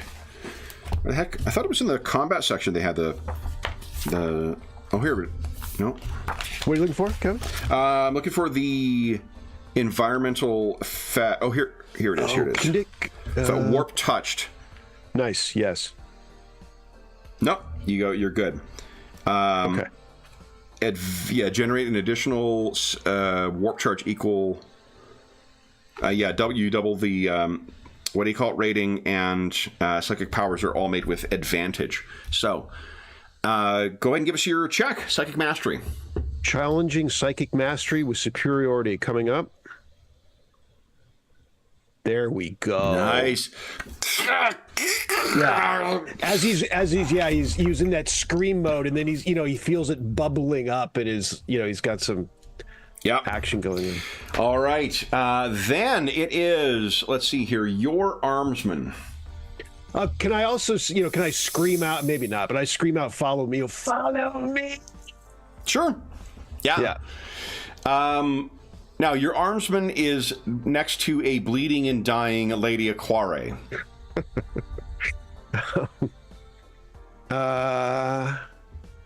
He could, in theory, try a Medicaid test to stop her from bleeding. Okay. He needs a surgeon's kit to do it. He does need a surgeon's kit. So I think someone might need to spend a fate point to have this be the one surviving medic that you have among you. Anybody want to edit the scene? I will edit the scene and do precisely that. Okay. So perhaps that's why he stayed next to Lady Aquare. All right, his Medicaid then would be a 40.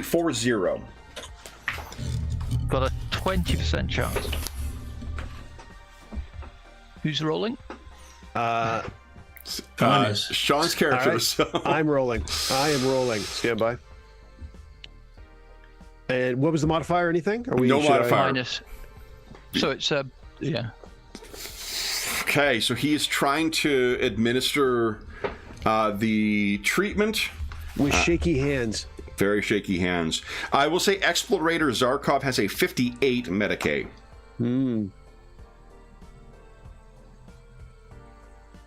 Yeah. You just got to get past 4 guys with assault rifles. Yeah. All right. I think that's the only surviving armsman right now. Lady Aquare.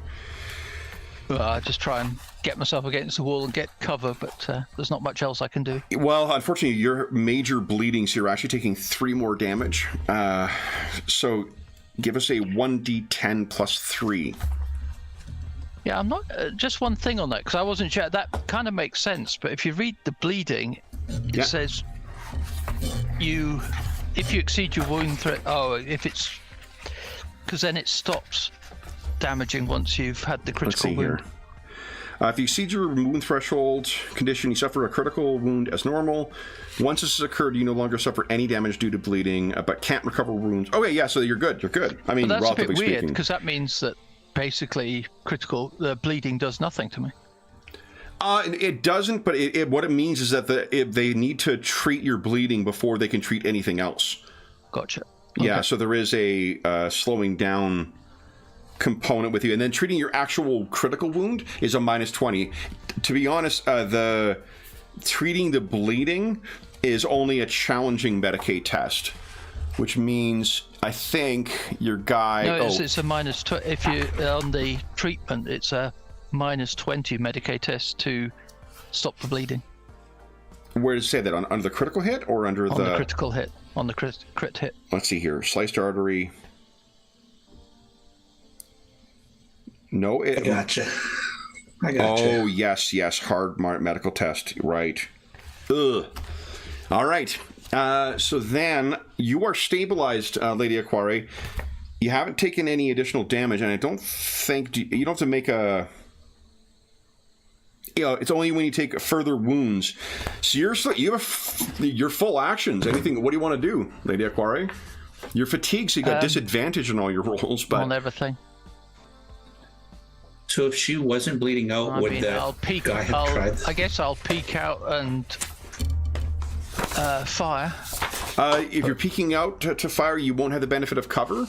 Just remember that. What about one of your talents? Do you have any Oh yeah, that's true. Let's have a look.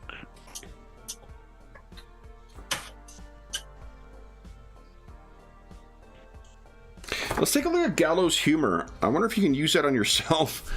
There's a wry joke you can make to get yourself rid of the fatigue condition. Yeah, since she wasn't bleeding out, and that armsman didn't need a. Well, he does to treat the critical wound. Oh, okay. She still has the bleeding condition. She just isn't taking additional damage. The bleeding needs to be dealt with. So he's still trying to fix her. Okay. Yeah, because normally I think that'd be cool because it could remove fatigue, but the critical wound does say that due to it, you cannot remove fatigue, no matter how much rest you take or anything. Let's see.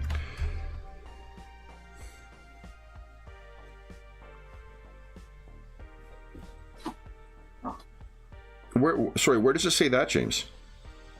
It's on the critical wound, the injury. Due to blood loss, you are fatigued for 1d10 days, regardless of how much rest you take. No, that's not injury. That's once it's treated.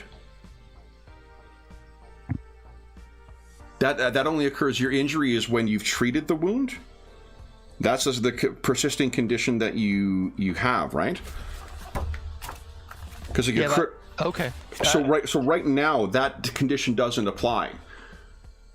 So if you wanted, you could still use Gallows Humor. Says you can use charm to make a joke that can stabilize someone in a condition.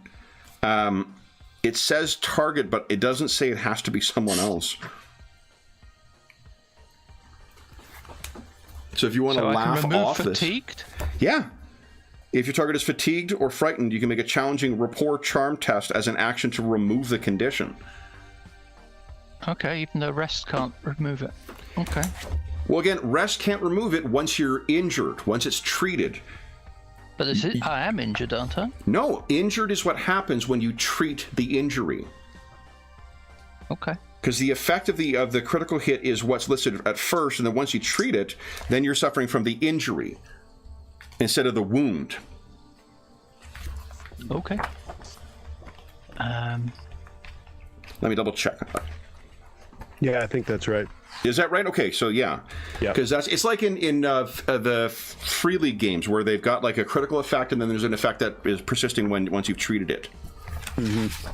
So like you're gonna lose that benefit, but in the heat of battle at this moment, that at least could give you the benefit of.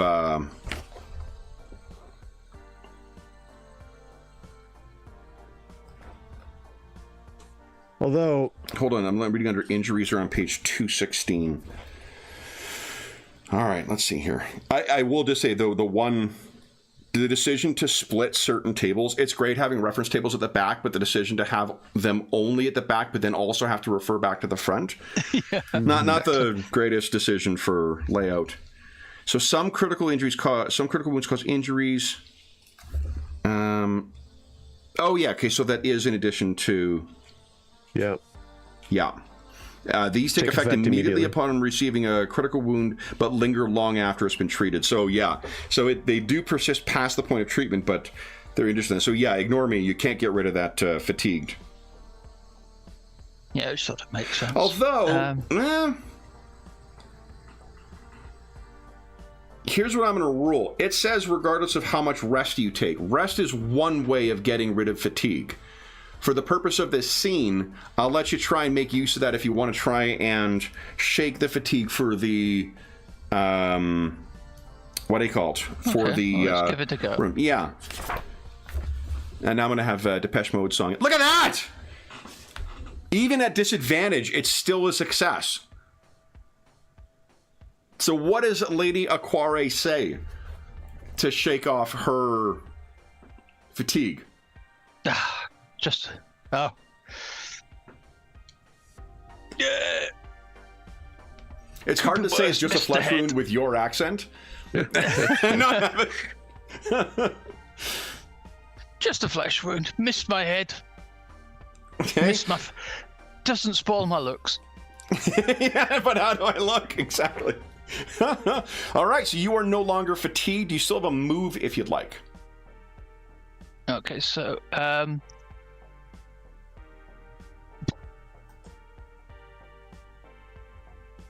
I guess I will Overwatch for anything coming up. Overwatch is an action, not a move. Oh, okay. Right. Then no move. No move, okay. Then it is the alien scum's turn. Anyone with Overwatch ends. Now, we had 2 more die during that last round. Let me check their resolve. I think I need to check that, and I also need to check... yourself before you wreck yourself. All right, I also need to check superiority, because I think you guys might have gained another superiority. Mm-hmm. That would be delightful. Yep. All right, here we go. Superiority. Gain during... Okay,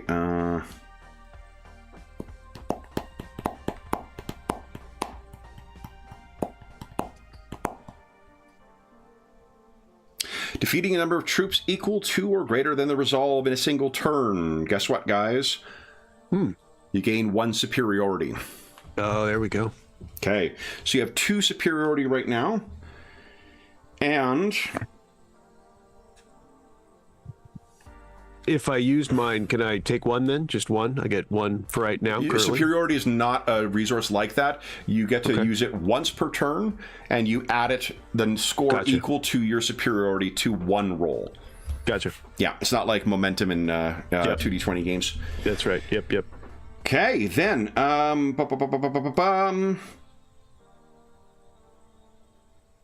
I do have bad news. First time each party member receives a critical wound, your superiority goes down by 1.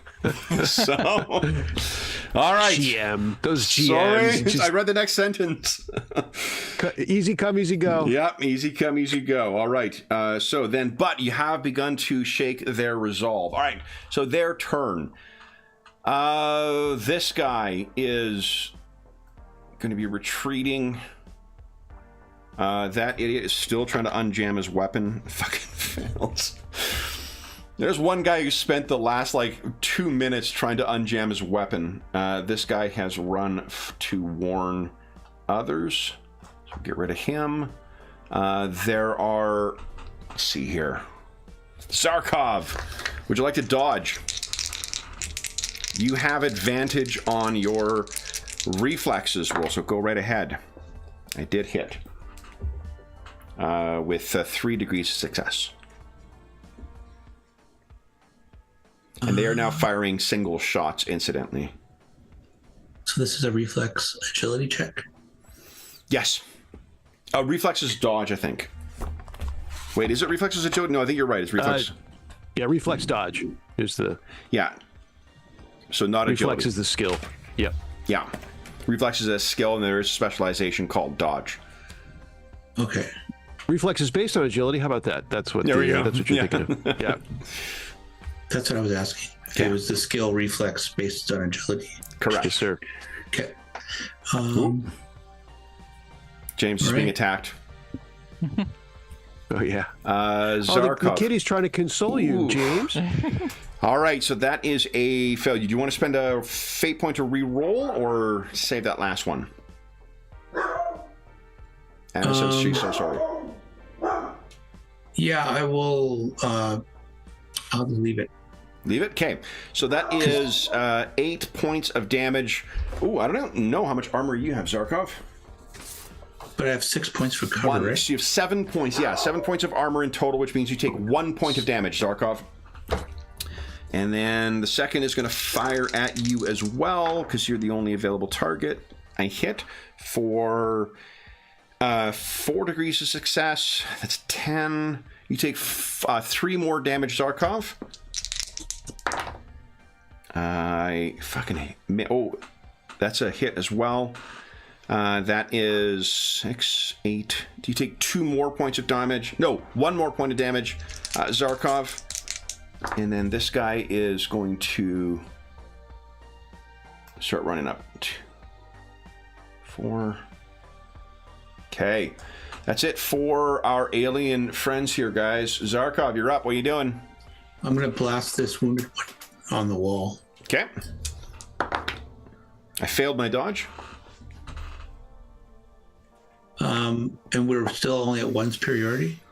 You were at 1 superiority, yeah. You very briefly were at 2, and then I read the next sentence. It was really sweet, though. It was pretty awesome. 56 with superiority. Oh, it's so close. You could spend a fate point to make that a hit, though. I am already deleting it. Okay. Nice. So that is 6 points of damage. 1 down. That's what we needed. If you down 2 in a round, that's when there is a point of superiority you guys get. So Icarus, what are you doing? Icarus. Kill him, Icarus. I am running. Okay. Make his head explode. Yeah, I am in no shape to be using any more warp charge at the moment. Let's see. Going 1, 2. I'm gonna turn. Can you maintain when you're over warp charge? Can you maintain concentration? I think so. We should. Yeah.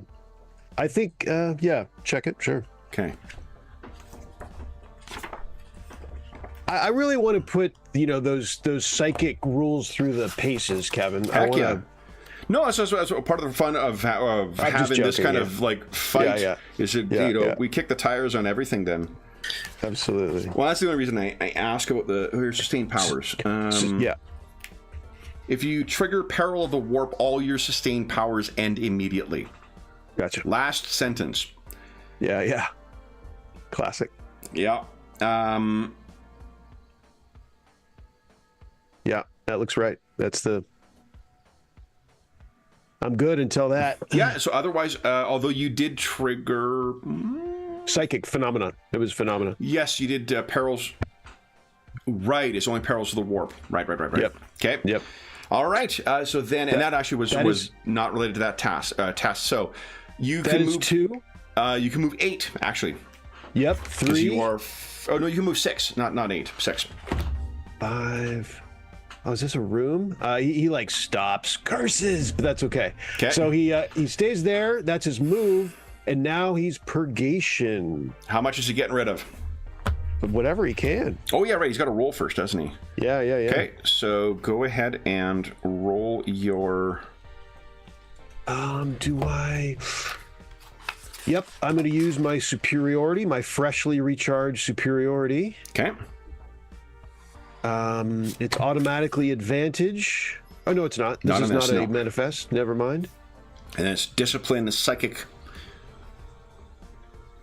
Discipline psychic. Okay. Here we go. Come on, big money. Discipline. Hang on. Yes. All right. So that is your willpower bonus is what, 4? So that's 7. 4. And look how courteous this is. If this goes wrong, I have run out of the area. I have spared my comrades. So are you dumping 7 charge? Yeah, absolutely. I'm at 11. So yes. Okay. The answer is yes. Go ahead and give us a 1d100 plus 70 check, please. All right, that's how I roll. Here we go. Come on. D100 plus 70. Here it comes, big money. Ooh, 111. Same thing as last time. We applied both. I mean, this place was tainted by the warp anyway, so you leaving a bunch of psychic scars on this macro statue. This is Icarus detritus, just psychic warp nonsense left. So roll again, and then we'll just re-roll results of 101 plus. So re-roll again. Keep going until you get something less than 101. There we go. 94 warp echoes. Once again, you need a challenging discipline test, or you're going to be stunned. As more I show voices... 94 as being Veil of Darkness. Is that not correct? Yeah, no, sorry, you're right. So it is poorly lit. All the lighting that you've got kind of flashes and leaving only your glowing eyes as your warp-filled brain continues to throb. Is that it for you, Icarus? I think so. What is that's your all I got. one surviving armsman doing? Oh, that's right. You know what? Let's turn it over to Lady Octavia. She's closer. Yes. So, Lady Octavia, Agreed. what is that armsman doing? I guess he will. He'll try and shoot this. Step out and shoot this guy. Okay. Oh, I suppose you could try and stop my bleeding as well. Mm-hmm. But he's only got a 20% chance. That's what they put 20s on these days. Let's roll. Let's try and do the healing, because his chance of hitting's, he'll just get obliterated as well. Come on, let's see. Oh. Okay. Do you want to spend your fate point to get him to reroll? Or you want to save that? No, I'll save that, because I think I'll try and... The best way out of here is to try and kill these fuckers. All right. Lady Octavia, your turn. What are you doing? I guess I'm going to lean out and take a shot at this one of these guys. Okay. So if you're so leaning out again, benefit of armor, right? Yeah, like you'll be out in there without cover. Okay, so there's no way of shooting with the armor. There is a way. You could take cover this round, which would give you 6 cover. Yeah, I'll take cover. Okay, so then until you move, you're going to have 6 extra armor, and I'll just move you slightly off the base so we know you're peeking out with cover. Okay. All right. Alien Scum turn. Then it is, let's see, I got 2. Let's do a quick search. How many? You guys dropped 1 this round. Right. Okay. So this guy, let's try first this idiot who's trying to fix his gun. Still fails it. I haven't rolled less than like a 70 for his tech roll. And this guy, 1, 2, 3. Icarus, would you give us I think it's awareness in this game check. Let's take a look at my GM screen. Yeah, give us an awareness hearing or sound. Very weird. So sight, smell, taste, touch, and then sound. One of those things is not like the other. So just call it hearing. Right. All right. Checking my... Okay, here it comes. Not your forte. Yeah. All right. I mean, you got fate points. You want a fate point to reroll that?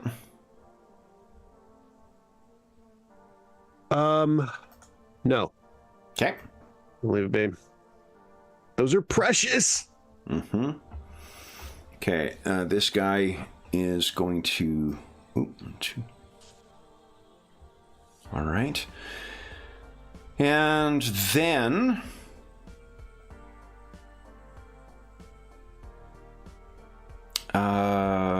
these 2 are going to stagger forward a little bit, and they're going to fire at Zarkov first. Do you want to dodge, Zarkov? Yep. Go right ahead. Did we determine last time if you got to dodge after I roll or at the time I roll? I think we determined it was at the time, right? That's a good question. And before you know my result? That is a very good question. Let's see. That makes sense. Because if Yes. you hear the result, you could be like, well, I don't want to. No, I'm not going to bother. Because I think that's how that works in Rogue Trader, though. Like, you don't make the dodge until you know if I hit. Oh. Attack. Yeah, which is why I'm not 100% certain on it. Making an attack is on 2-on-1.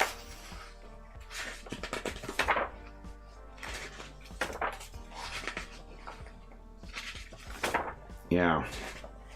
I'm gonna make it okay when you dodge a range attack.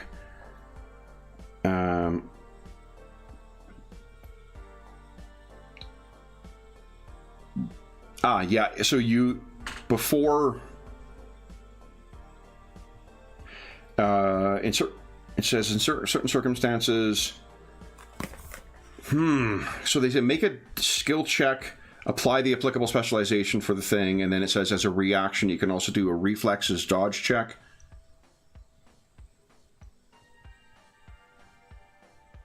So it doesn't really strongly say. Yeah. And there's not an example of the dodge in the two examples they give. There's examples of damage. Yeah.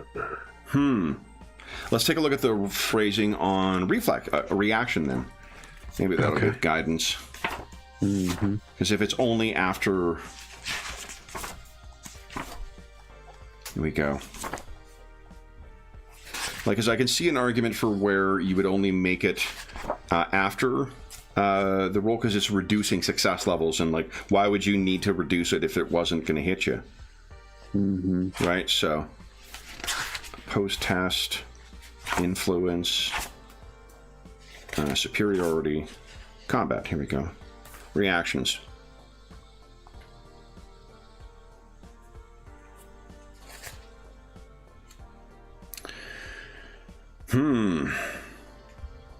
Doesn't say. Doesn't say either. Let's take a look at Deny the Witch and see if it says when that triggers. 163. Because we've learned that sometimes skipping around the book, you can find the answer to what you need.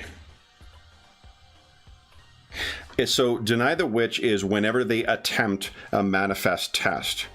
That's when you use Deny the Witch. So it is it's a response to when you're making the test, not when you've seen the result of a test. So I wonder if that is the same here. This is really like people are showing up to watch the Grim Darkness of the Far Future, and they're seeing rules semantics. So I apologize for those at home listening. Although this truly does capture the RPG experience, right? Yep. Okay.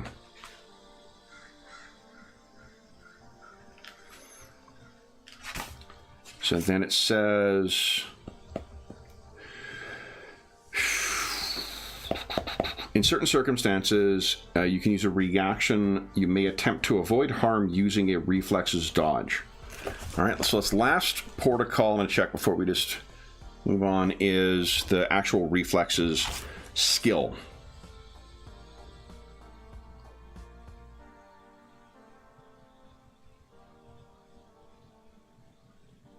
Yeah, it doesn't give any guidance there either. So assuming, unless I hear otherwise, that it is like the Deny the Witch, where you're going to have to... Yeah. It's in response to the test being made, so... Yep.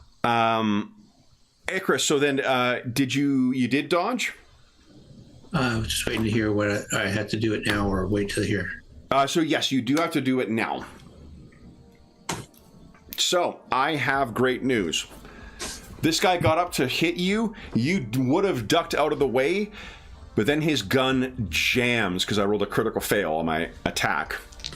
So, that was a long wait for that result. So then, Lady Octavia, would you like to dodge as well? I will dodge, yes. And remember, please. both of you guys still have advantage on your dodge thanks to Icarus's ability. Although, do you have to stay in range in order for that to trigger? I had that question myself. I'm going to suggest no, because... I'm playing a psyker. Stand by. I got to get in front of me here. It talks about, if you go to the skill, I know it's first of all, I think it would state that. That's pretty distinct. But in any case, if you look at the pros, pushing creatures in it's on page 173. Yeah. Pushing creatures in doctrine systems into overdrive. You flood their bodies with potent hormone. I mean, it sounds like something you did to them. I think it's the endocrine system. You weren't going to let me suffer. I'm sorry. I didn't want you to have to go through it again. I did that to throw you off, maybe. But it sounds like something you actually affect them. But you know what? It's not clear. It doesn't make any mention of it one way or the other. So the range says the range at which the power can be manifested. Right. Not sustained. So I think you're good to go for sustaining it. Okay. All right. Then. Lady, so were you dodging as well? I'll use my superiority as well. So. Okay.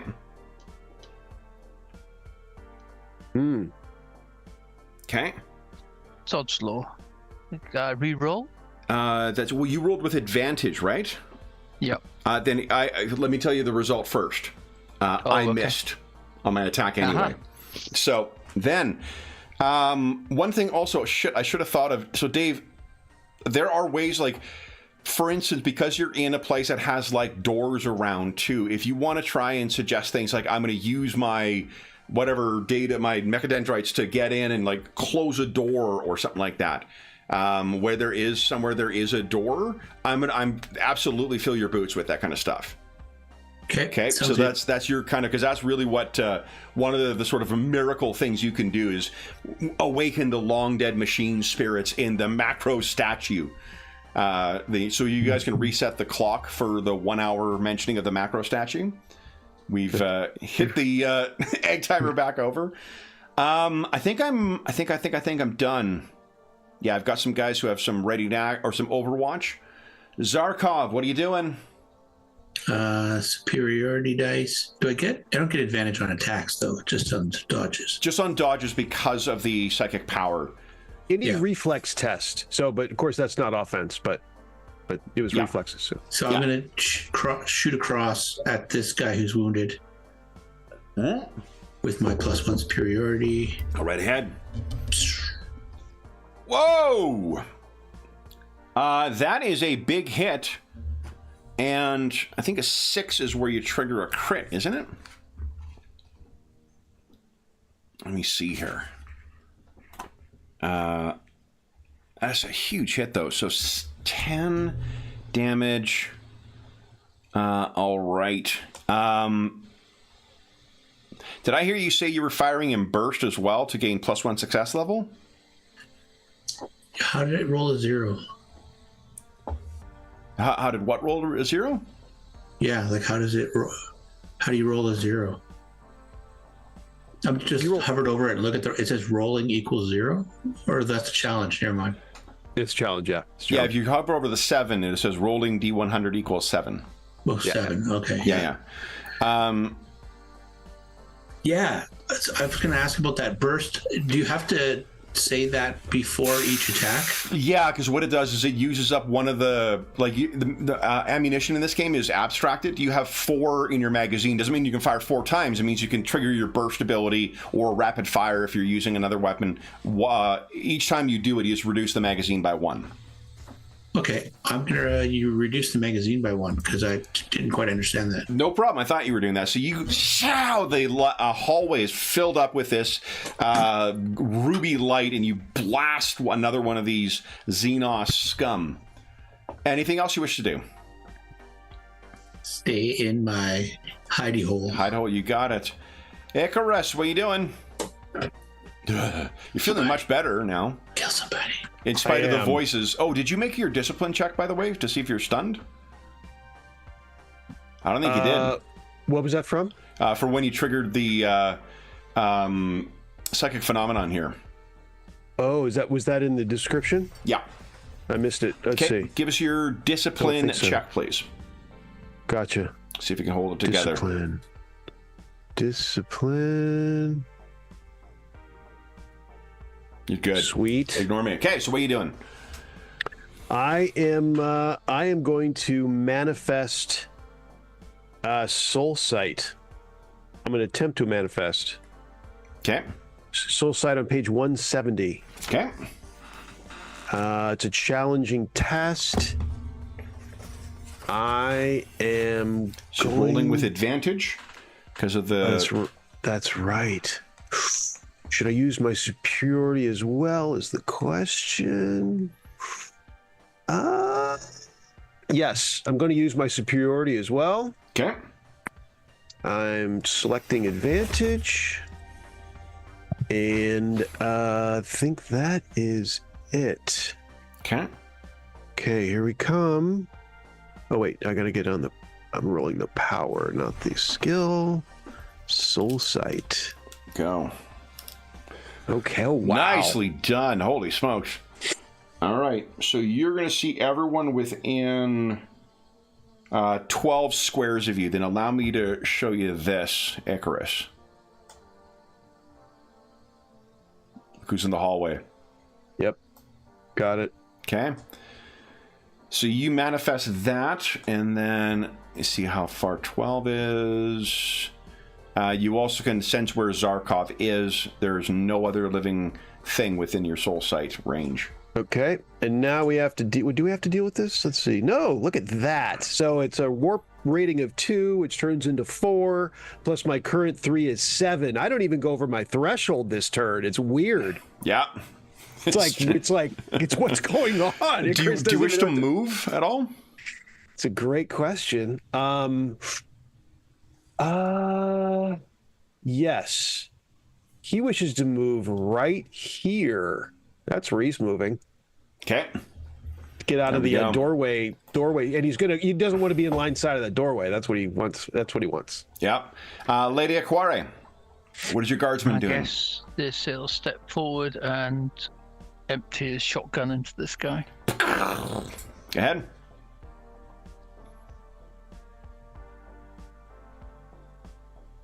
Come on. Off by 3. Do you... You want to spend your fate point to get him to re-roll? Or can I get him to use fate point to improve 1 degree of success? You could spend a fate point to improve his 1 degree of success, yeah. And then he'd hit. Yeah, then we hit him, so that would be 6 damage, I think, right? 6 for my combat shotgun. 6 so 6 and 0 degree success, so... no, 1 degree of success. So it'd be 7 points of damage. Look at this. And that guy is knocked prone. Purple for prone. Then it is... incidentally, you have advantage if you're attacking from immediate, so adjacent to this. So if, say, Lady Octavia walked up... Oh, you couldn't use your...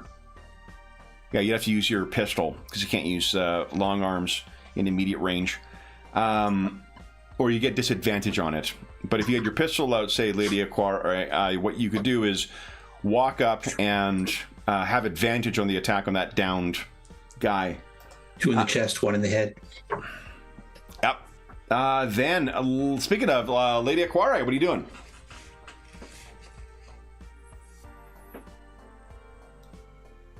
Yeah, so I would have to draw. I don't have time to draw and move, so I will. Is drawing a move action? Or is it free? Well, no, reloading a weapon is reloading. I thought you could draw like 2 weapons in this game.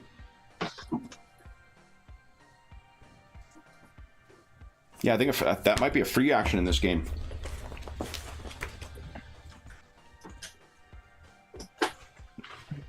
So I think we had this come up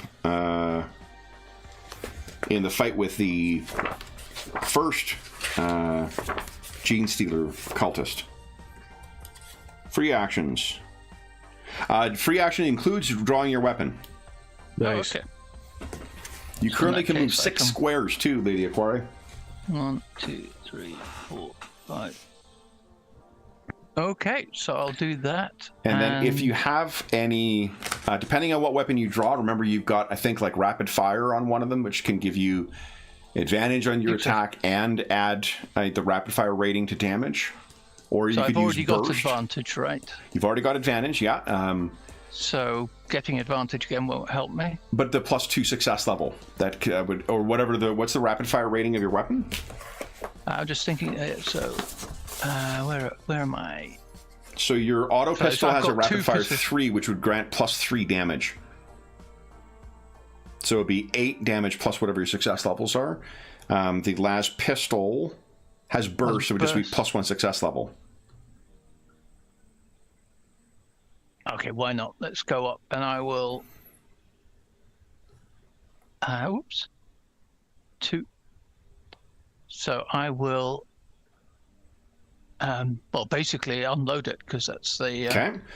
It takes all the ammo out of it. Go ahead and roll. Oh, out of the pistol or the Auto pistol. auto pistol, just would reduce it by 1. The rate of rapid fire rating scores to how much extra damage. It empties a mag, right?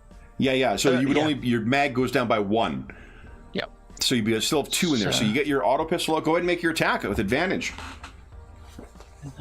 That I've got the hit advantage. Yep. I used my superiority, didn't I? Oh no, that must have been last round. Yeah, I think it's last round. Let's give that a go then. Okay. Come on. Ah! Wait, did that roll advantage? Oh, it did. 87, 78. Oh, bloody hell. All right. Shit. Now the. Oh, you rolled with advantage, yeah. So that's about as good as it's gonna get. Shit. All right. Oh, is there? Well, it wouldn't have made any difference. I should have probably had something for point blank range, but still, that wouldn't bridge the gap to 78. What would be the point blank?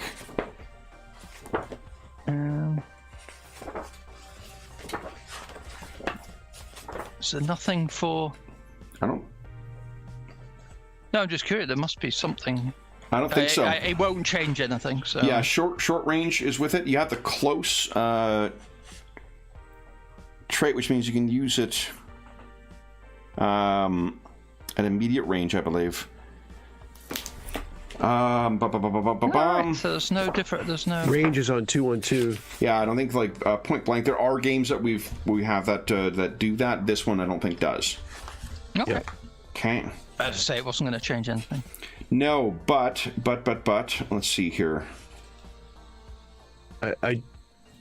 There's rules for being engaged in shooting, but I don't think there's a bonus for. No, and it's just that if there's nothing. with a There's close nothing. trait allows you to attack without disadvantage. But that's okay. That's good. Engaged. It would need to be. It's impossible. Oh. Even if it was like a plus, I'd need a plus 40 to hit, and that sure as hell isn't going to be. No, you So only need to. yeah, you need there's 2 nothing. success levels is what you need in order to make that a hit, because you're only at -2, right? Once all the other factors go in. All right. Yeah. With superiority. Damn it. No, anyway, missed. All right. Then it is the Xenos turn. All right. So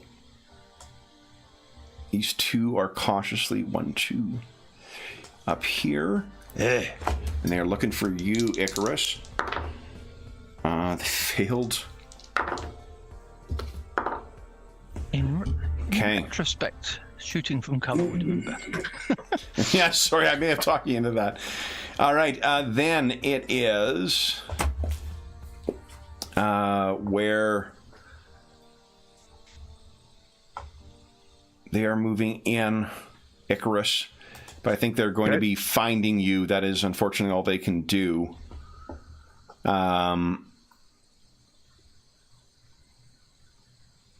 Actually, yeah, I don't think you didn't hide because you didn't have the action available. So,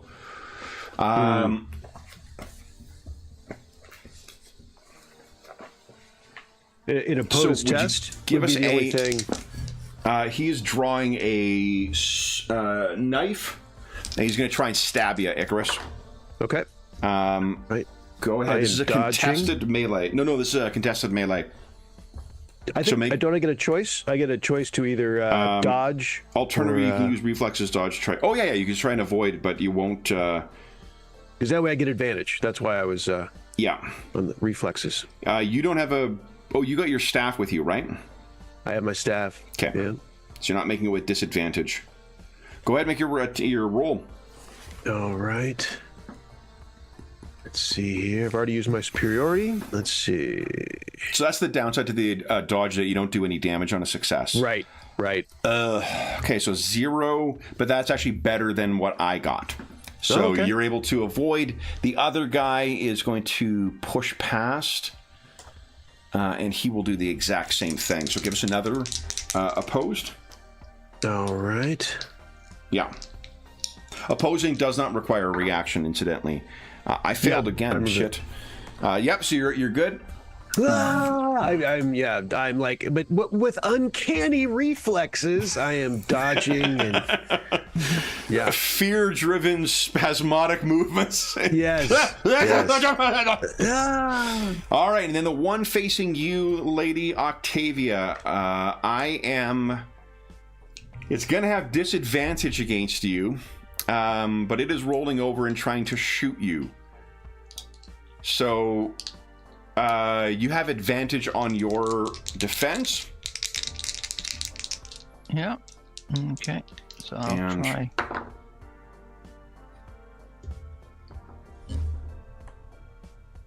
I got 1 degree of success. Did you include Lady Octavia? Oh, you use your... I used my... Okay, so that is... Now, hold on. Let's take a look at Burning Fate. These are pre-gens anyway, right? So... Yeah, you can just miss... Not get hit. You can also choose the result of your roll. It's like that thing in Warhammer 4th, where you can just choose to roll a 1, or you can choose to roll doubles and get a critical. Yeah, it's the one that just you. Oh, there's you don't die. Yeah, that was it. Yeah, that one is good, but for this one, since you're using your reaction anyway, you could just choose to get a critical success, and I would need a crit to hit you. Yeah. Okay. I guess I would need. Yeah. Okay, so then actually I don't think that's right. It's still a comparison success level, but all you need was we 1 in order to succeed. So if you do want to burn a fate, then you're going to be able to duck out of the way of that fire. I better do that. Okay. And that's it for me. Zarkov, you're up. What are you doing? Zarkov shouts to the armsman in the middle of the room and points down this hallway and says, "Down that hallway and kill anything there." And he takes off to follow Lady Octavia. Okay. And then las pistol, superiority. And you'll have advantage on this because he's still prone. Advantage.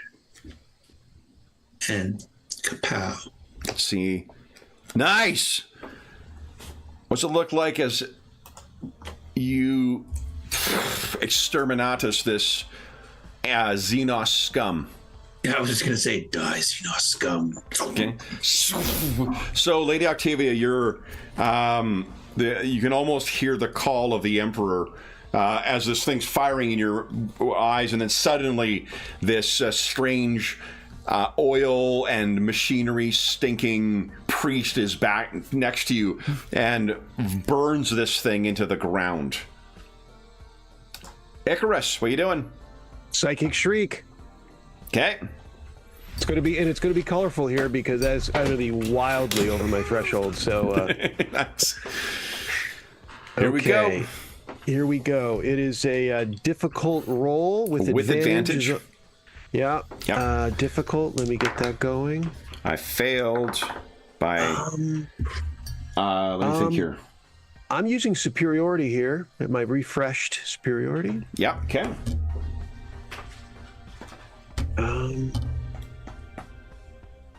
Oh my god. So I failed by 5 and I failed by 4. Okay. No pressure. +4. All right, so that is a 13 for the one and a 12 for the other. I failed by 4, so 4 plus 4, but yeah, 12. Good lord. So what does it look like as both of them die? One of them was already injured. So they come in, right, you know, knives slashing, and I'm moving quickly and disjointed, and then I just go, you know, and their heads, you know. Yeah. They're like Hiroshima shadows up against the wall, just with liquid. So then, would you, first off... Did we kill more than 2? Your superiority goes up by 1. Oh, nice. You have 2 superiority now. And then we've got a hot date with a potential psychic backlash here. Yep. That's good role-playing elements coming up. Heck yeah. Yeah. Challenging, let's see, page 166. Yep, challenging psychic discipline mastery. Psychic. Yeah. Okay, let me reset my rolling deals up top. Here we go. Psychic mastery, here it comes. Ooh. You could spend 1 fate point to make that a success. I think I'm going to do it. Okay. There we go. All right. So you managed to hold on. Do you want to move? I can tell you there's no living thing within 12 meters. You still got your... Oh, good call. 12 squares, not 12 meters. You know, I'm going to stay put. I need peace. I need a moment. I got to catch my breath here a little bit. Okay, what is the armsman doing? I think he'll go here and take cover and peek out. Get ready to... Okay, so he's taking cover.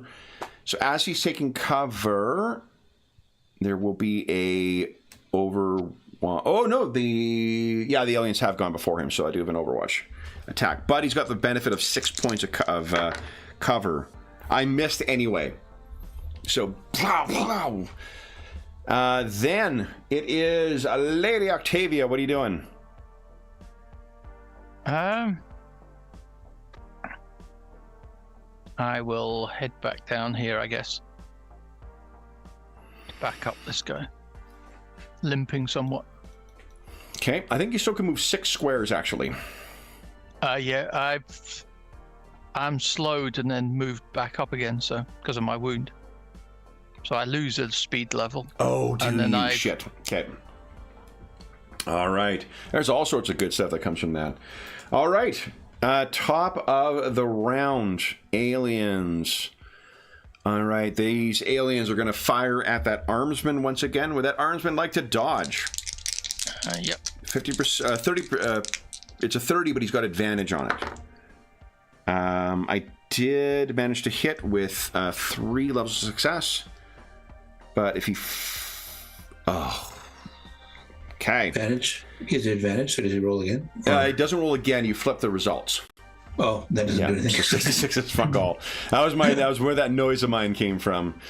So then what that means is he takes 9, 10, 11 points of damage, and that is reduced by 6 and 7. So that's 4 points of damage he takes.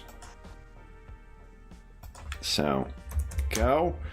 And then that's them having gone. I have great news, guys. That guy who has been repairing his gun all this time has finally repaired it. But, after that guy fired... 2, 3, 4. He's going to be running away. And these guys are also going to be retreating. 1, 2, 3, 4, 5, 6, 7, 8. This guy's 1, 2, 3, 4. Beginning to fall back. Fall back! Darkov, what are you doing? I'm going to shoot at that guy who's just gone into my line of sight. Okay. Fall back to where? to death. Oh, yeah. Whoa, 4-degree success. Nice shot. Oh, I got to dodge. I failed to dodge. So that is 9 points of damage. And that's 2. There we go. So your las pistol once again flares and flashes up at the end. Incidentally, if you want to game the system, just remember you can apply your unguents, your sacred unguents, to any tech, including a chirurgeon's kit. So you could apply your sacred unguents to the chirurgeon's kit, and then when you try and treat Lady Octavia, you'd be rolling with advantage. Okay. Okay. Now, I'm going to move to here. Okay. Ooh. You're really getting up in his grill. Okay. Then it is... You know he's carrying a auto gun, right? Oh, no. But being at maybe the opposite direction would be better. Rifle. Yeah, an auto gun is effectively an assault rifle. So he's... And I got a little pistol and I'm chasing him down. Yeah. Also, you wear, your clothes are very lovely. They're not super great at stopping projectiles. No. 1, 2.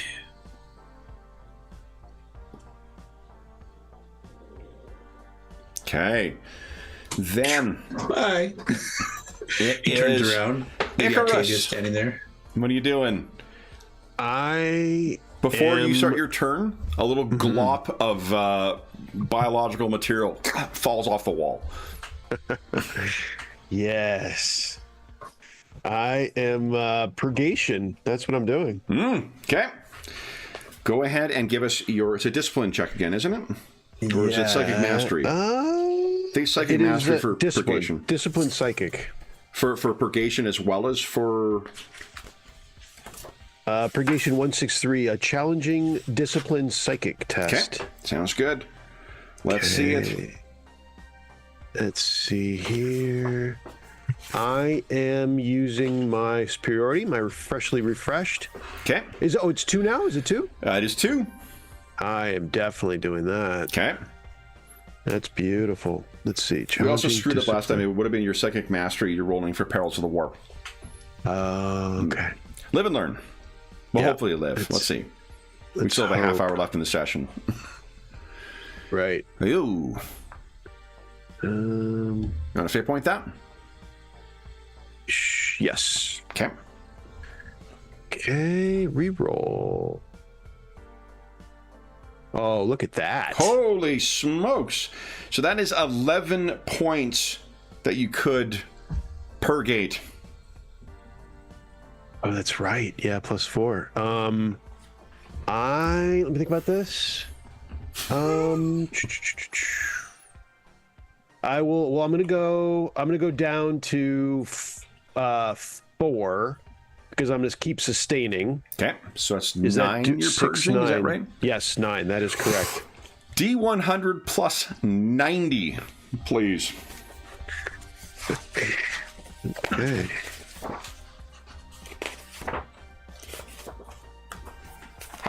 He really wants to see the Perils of the Warp.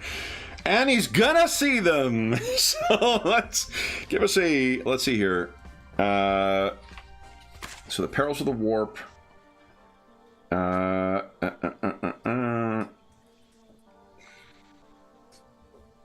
Roll once on the Perils of the... Hold on, let's see. Does it... Yeah, it says roll on it.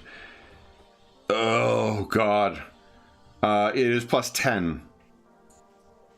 But this is only plus 10 for each... What does it say on this chart here? Let's see here. So you roll in the Perils of the Warp exactly as if you had failed a test to control your accumulated warp. You were 5 over your limit?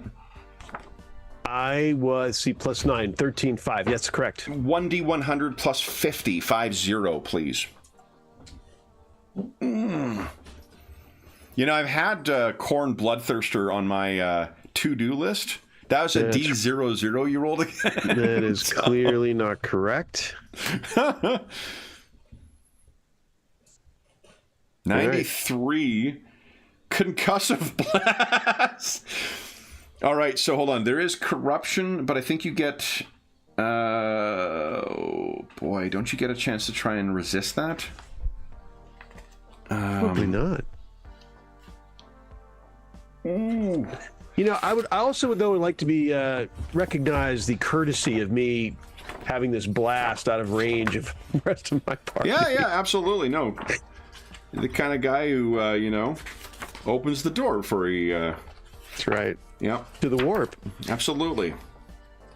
Okay, so the reason I'm going to look up corruption is because I thought that when we looked up corruption before, you actually get a chance to resist. So you take like a set amount, but then your success level is subtracted from it. Okay. Corruption. Here we go. Gaining corruption. So you gain 3 corruption. If you encounter a corrupting influence, you gain a corruption based on the severity of the exposure. You may resist some or all as determined by the GM. So this will be a...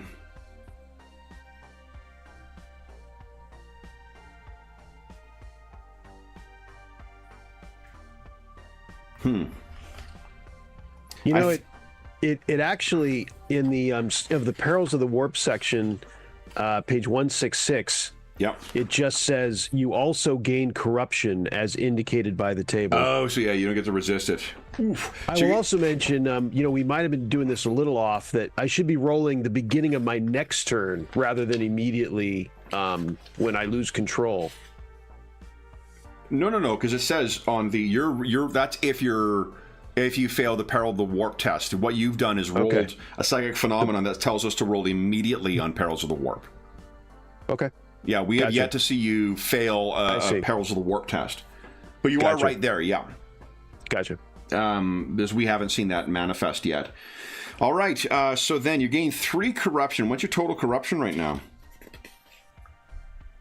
I think 5. Let me see. So as long as it's less than your willpower bonus plus your toughness bonus, then you're okay. I'm fine. Let's see here. Corruption. Yeah, I'm 5. Okay. Then it is also a 93. You are rendered unconscious. Yeah. Characters in short range. Yeah, you don't need to worry about that. All right, so you slam back against the wall and fall down unconscious. You guys all hear as if a bomb has gone off.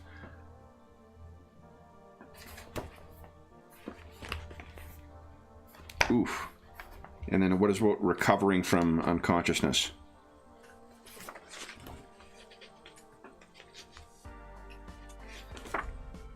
Let's see.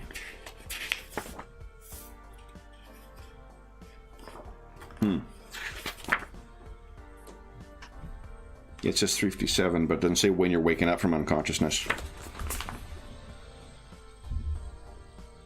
Oh, yeah, so you're unconscious, I think, for the remainder of the scene then, I guess. Yeah, probably. Okay. So you guys hear that? I went out with a ball of glory, though. Damn it. Definitely did, yeah. Oh, which also means your sustained powers stop being sustained. Yeah. Yeah. All right, then, Armsman. What is your Armsman doing? Can he see anyone down the corridor? He cannot. They are retreating right now. Okay, well, he'll... He can make an attack at disadvantage because of the low light. Okay, let's do that. Really failed my dodge. Jumped into the shotgun. Nice! 33. That's the roll to roll. Critical hit. He's dead. Good shotgun blast on the back. Nice. He was actually doing a fighting retreat. He's the one who shot at your Armsman last time. Lady Octavia, what are you doing? In the face. Now, just again checking the rules. I can do an aim and a fire, but I can also do a 2-meter move as a free action, right? I think aim in this game, aim is an action.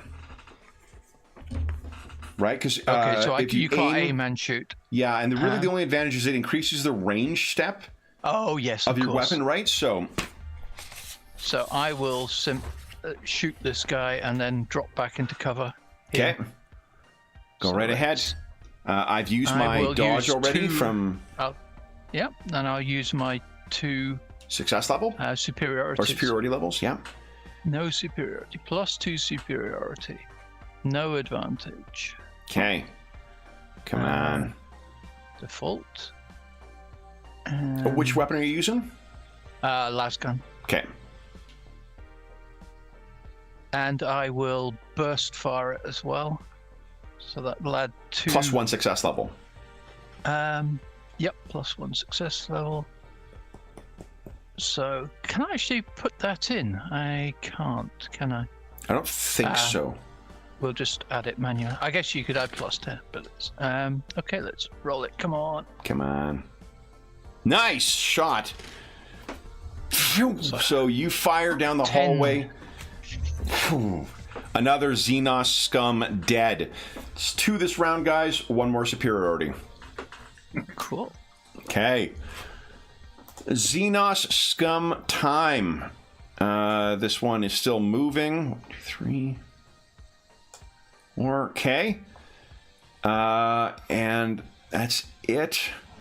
That poor guy you shot. Do you want to know how hard he worked to try and get that gun working again? My God. Zarkov.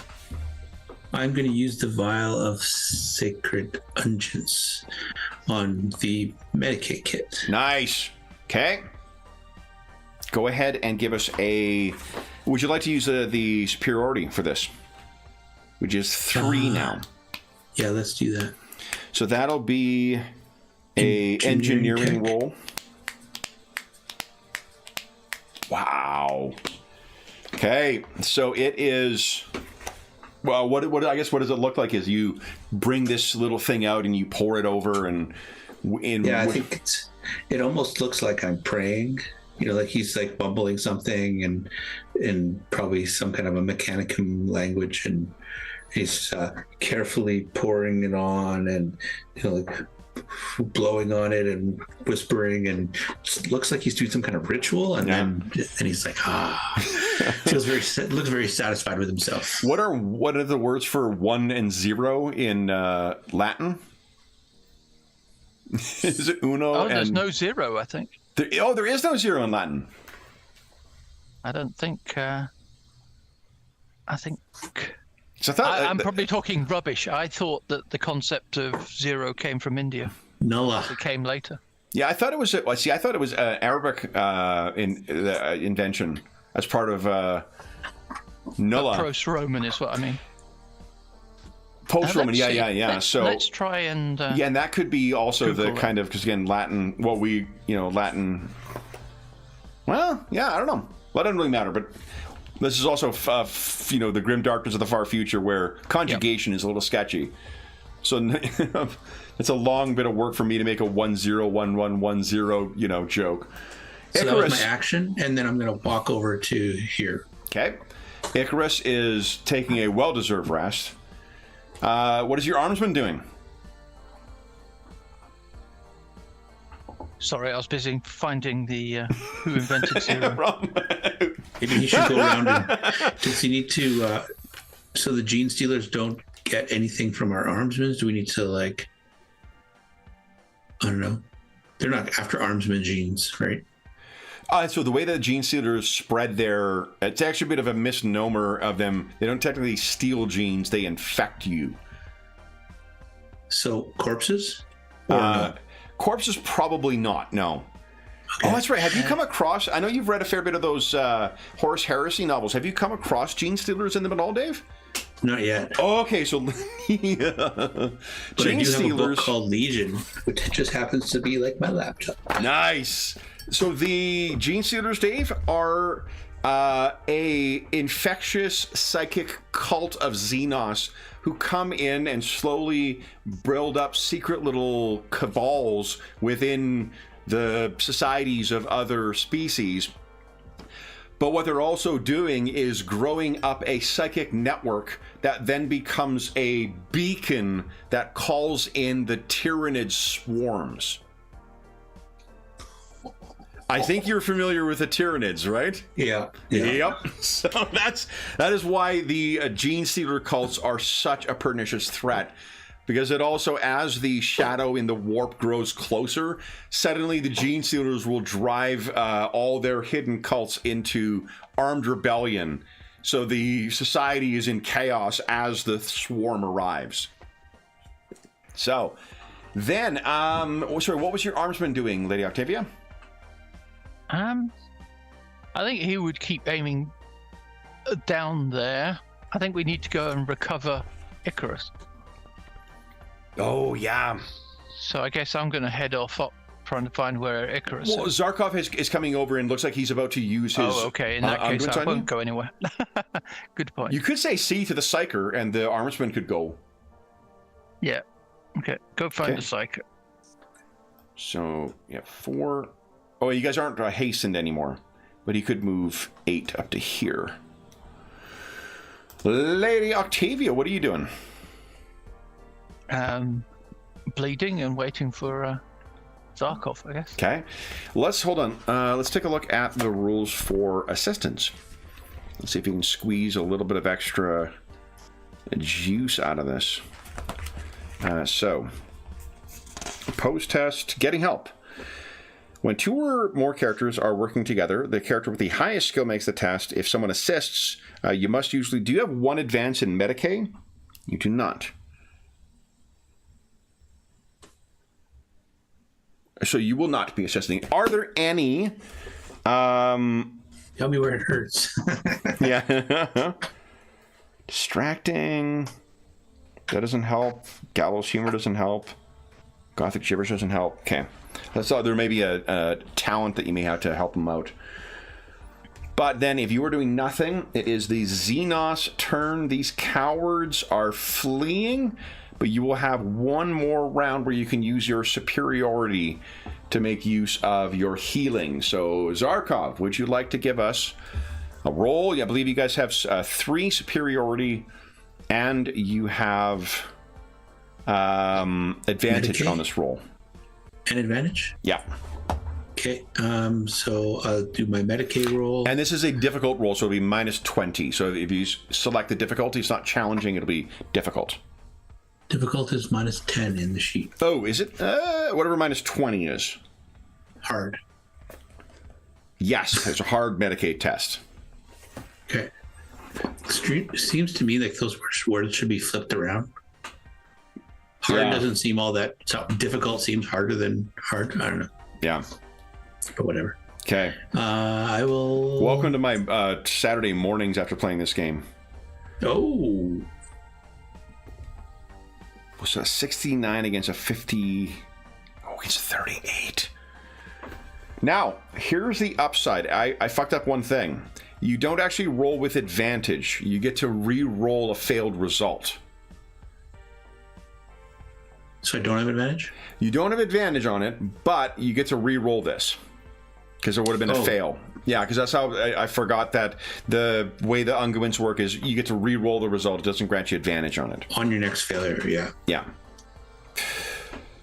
68? Gosh. Okay. But that's only 0 levels. You don't have any fate points left, do you? No, I burned it giving the... Because that is with the superiority and the... Well, here. It's only pre-gens. You burn a fate point to hit it a 1? I'm going to burn a fate point to improve my... to character chooses results of their roll. Hell yeah. So with a 1, that would grant you 6 degrees of success. A Kevin Bacon level of success. So I don't think that there's any added benefit to the added degrees of success other than Lady Octavia, you are no longer bleeding and your wound is treated. There is a exhaustion that comes over you as you feel, and Icarus, you are slapped awake by one of the armsmen. And there's a really long line of people who want to slap you, and some of them have pipes and baseball bats. Details. Comes awake. Okay. What happened? We succeeded, sir. The Xenos have been driven off. Splendid. How are the others? Lady Aquare is quite injured, sir. But she breathes. Excellent. And I get up and retrieve my staff. And I say, lead the way. Okay. So he brings you back to the main area. Now, what would you... So your superiority is back down to 0, because the superiority only applies in combat. Okay. But your squad of 10 armsmen is... Oh, did you left some guarding the ship, didn't you? Did you leave 2 guarding the ship and you brought like 8 down, or did you bring all 10 down? I cannot remember. I think we just brought 8 because we left 2 on the ship. That's what I thought, yeah. That's your SOP in Rogue Trader, so I thought that would be the same. Because the other guys had 2 each and I had 4. Right, yeah. Right. So you are down from... Oh, actually, hold up. There is a neat... I think there's a neat rule in here for that. They may be down, but they may not be dead. So your Zarkov, your menstruations may be required again. And praise the God Emperor, your holy unguents succeeded in stabilizing Lady Aquare. Now, Icarus, can you use your psychic powers to heal injuries? Yes. Yes, I can. To seal wounds. Well, I'm specifically asking about injuries. Oh, injuries. Right. Right. Hang on. Let's see. Because I can't remember whether that is... Mine's on page 170. Let's see. The target heals wounds equal to a bleeding. No. It heals wounds and stops bleeding. Okay. Yeah, and there's not... I imagine there is under... Treatment of a critical wound. Yeah, under biomancy, you would think there'd be something like that. But don't see. This is more like fucking you up than it is healing right. you. Cleanse is, but that's helping, but that's not what you need. It's disease, and it helps disease and poison. Don't worry, Nurgle's is a check in the mail, so that'll come in handy at some point. Yeah. Okay, so then you were all back. Let me check on the fallen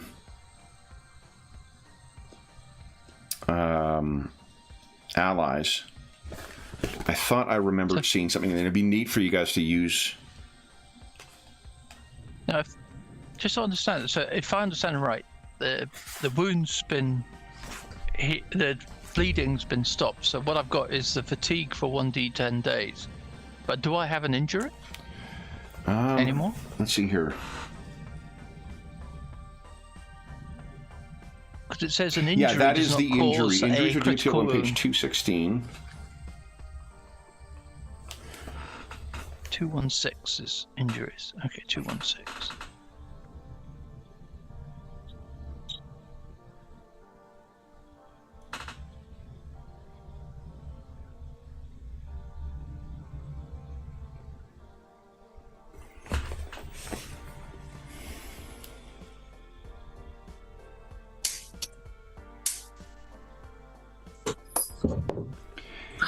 Yeah, I don't think these are examples of injuries. Not the ones necessarily that you... Because it says the... It says injuries that aren't critical wounds. Critical wounds cause injuries, but they aren't...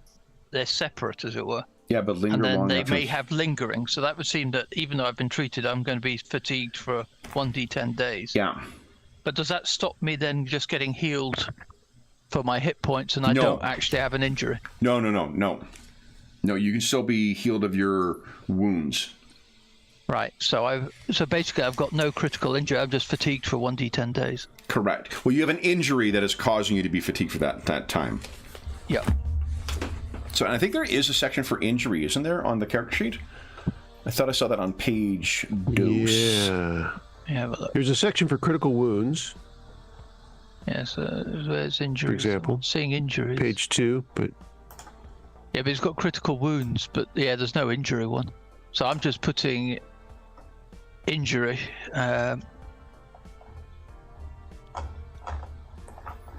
With fatigue for 1d10 days. Okay. But then, yep, if somebody can... If I've got no... Oh, yeah. No injuries, that means I can get back up and I don't get murdered again. Yeah.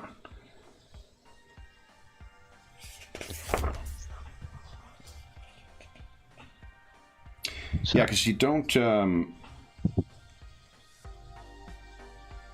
Eesh, yeah, like some of these are like, it specifies you suffer the amputation eye injury or amputation hand injury.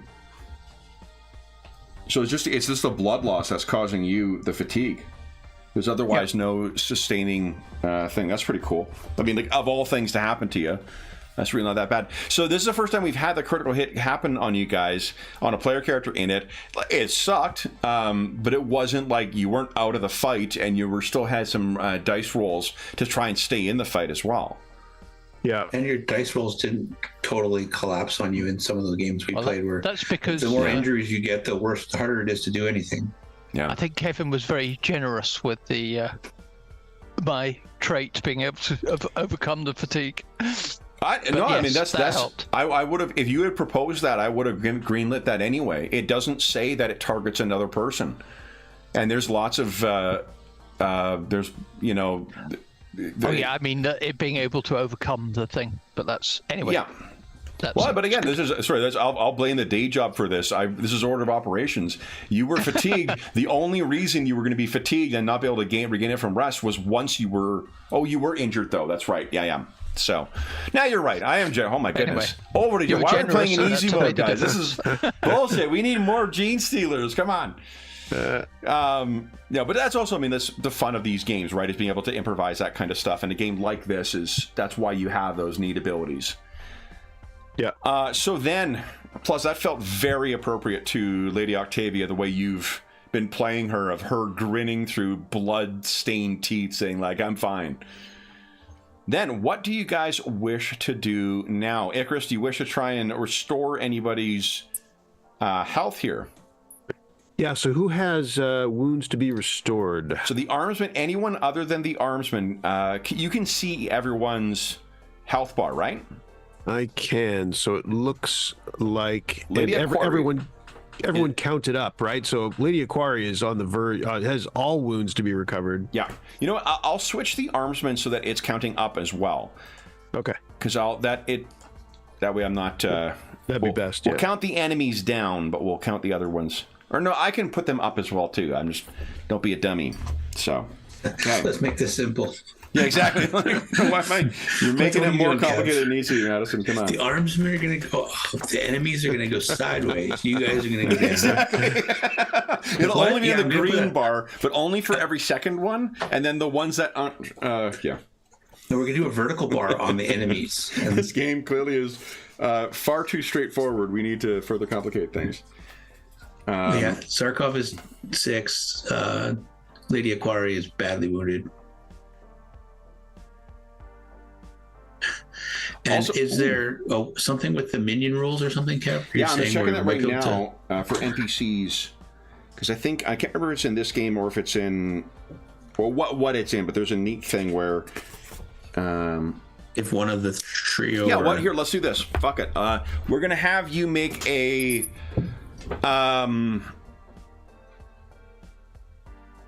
Medicaid check. Yeah, a challenging Medicaid check for each of the downed guardsmen. Let's see how many are actually dead. If you succeed, they will be up. If you critically succeed or get a 5 or higher, they'll have no penalties. Otherwise, they're going to be fatigued. So they'll have disadvantage on their rolls.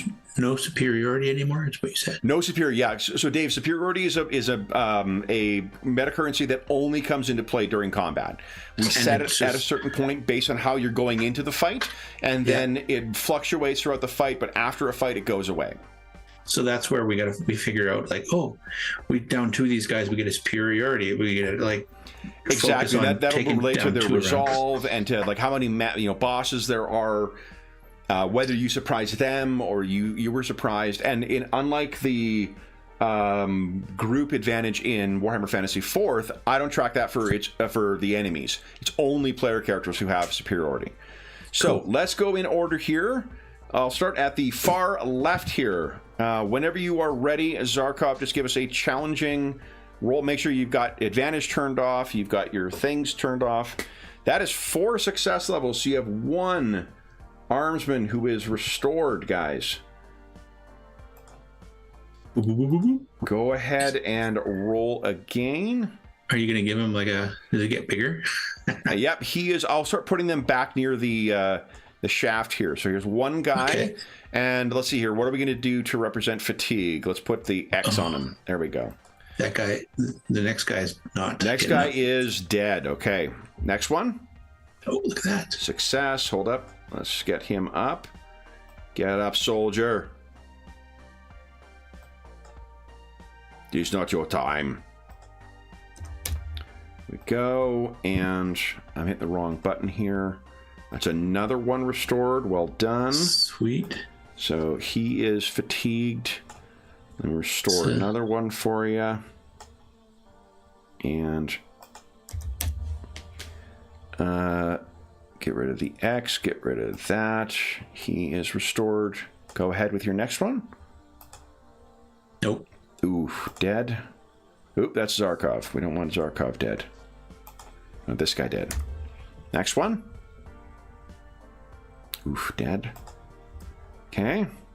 Guys in the hallway. Save these 2 guys. Yeah. Oh, they're going in the hallway. Go. Guys in the hallway. Dead. Ooh. 1, You got to 2 save more. the next 2. Got to save 2 blue the ones? next 2. Yeah. Ooh. They were good guys. Oh, 1 lives. And 1 lives. Nice. Okay. Then that is all right. So he is restored, but fatigued as well. All right, guys. Whew. So No. Icarus can do some healing quick. yeah, Icarus. Oh, and we should look at what the first aid rules are too, because Zarkov, you may be able to assist us without risking Icarus blowing up. Oh yeah, we don't want you to bring on warp creatures and stuff if we can just use a medical kit. Yeah. Normally, it's less risky. It's just this is in a place that is particularly perilous. We're also outside of combat. It's a little easier outside of combat. I'm a little more stable outside of combat, too. Yeah. Do you get to roll with advantage outside of combat? No, I think it's that purgation is automatic. And and it's something like that. And there's no modifier to the psychic phenomena table. It's something in there. Yeah. I could check it. Because you have time to slowly bleed it off, right? Right. Okay. Right. Okay, so let's check here. Here we go. Amputations. Here we go.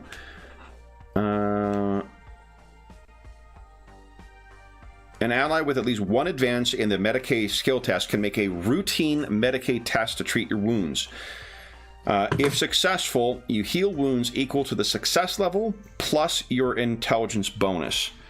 So for Zarkov, you got a 4 intelligence bonus.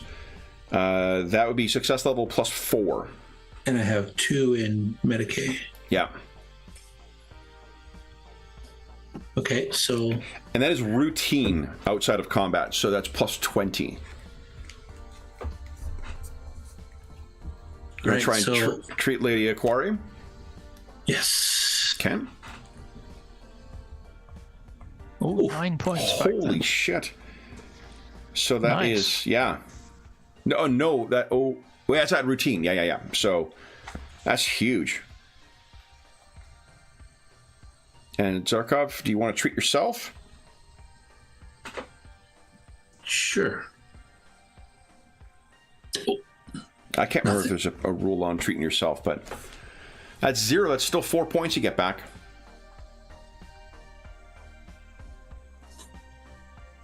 Okay. And Icarus, I can't see his bar. Icarus is at 0, actually. Yeah. Okay. My problems were other kinds of problems. Wasn't As he twitches. Yeah. and a little darker too, a little more corrupt. So, Lady Octavia, you should be down. Let's see, did that already adjust? Yeah, I should be down to 3. Yeah. Yeah, I couldn't you adjust go. it on the token, Oh, bizarrely. hold but up. Yeah, maybe the permissions thing. I thought that I gave you... Oh, hold up. I fixed it in the sheet. Yeah, here we go. You should be able to adjust your character sheet now, or your token now. Cool. Then, Icarus, do you wish to heal them any further using your mind magic? I am open to it. Who shall? Let's see. Lady Aquade has. She's 3. most wounded. Yes. She is most wounded. I am fine. Nice. All right. Zarkov has a voice now. He does. Let me see. That I was will. a big heal. That helped. I'm Come also here. gonna... Come Oh, Come good here, question. lady. I with open arms, creepy. I'm gonna come here.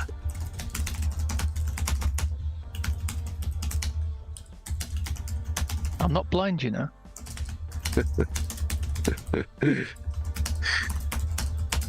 I've always loved your sense of humor, lady. Come here. And I will. I will. Going to do a little bit of seal wounds. It is a. Put my hand on your shoulder. It's a routine manifest test. We're still in the warp touched, right, Kev? It's still So with an advantage, yeah. and double the cost, double the warp charge. Yeah. Here we go. Oh, 9. there So it's like you go. 13 you heal, isn't it? I think it. Yes. That was overkill. Or overheal. You know what? Very See, nice, the thank target. The target heals wounds equal to your willpower bonus plus the target's toughness bonus plus the SL from the manifest test. Wow, that's a. Good grief. Wow. I And mean, if you the rolled a target is 2. bleeding, the condition is removed. Is it a routine ability? It is routine manifest. Wow, that's great. Yeah, it's nice. Very cool. Wow. Okay, so and then That's let's just say heal that anybody completely. with that level, why don't you grant Zarkov, you are likewise healed, and I'll take the fatigued effect off of all the guardsmen. Because that 9 success levels is like 3 above what a crit is. What does it manifest as? Icarus, what do we see? I think it's definitely, in fact, it shows as a overt power. So I think like your skin ripples in like a creepy, like veiny kind of way as things are like changing under your skin, and it's sort of a weird. It's sort of thing where you kind of want to look away a little bit. Is that's positive, right? That's a healing, right? That kind of a. Yes, Awesome. he says yes. And, Rolling a amazing. 0-2. yeah, that helps. Okay, then you guys are well and truly Octavia. You are still fatigued, I guess.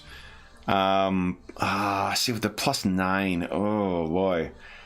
The big thing is you just want to get rid of the treatment there, because otherwise we said about the critical hit wasn't the end of the world, but I had to burn that luck point, because if that guy had shot me again, that would have killed me. That one wasn't necessarily the result of the critical hit. That was a result of just some really unfortunate dice rolls. No, but what I mean is, if he'd hit me, he would cause the damage. Yeah. And then that would be immediately another injury. Yeah. And then it would be 5 plus however much damage he did. Yeah. Because so then, let's say he did 6 damage to me, I'd be rolling on the critical hit table with plus 11. Yeah. Which is probably going to kill you.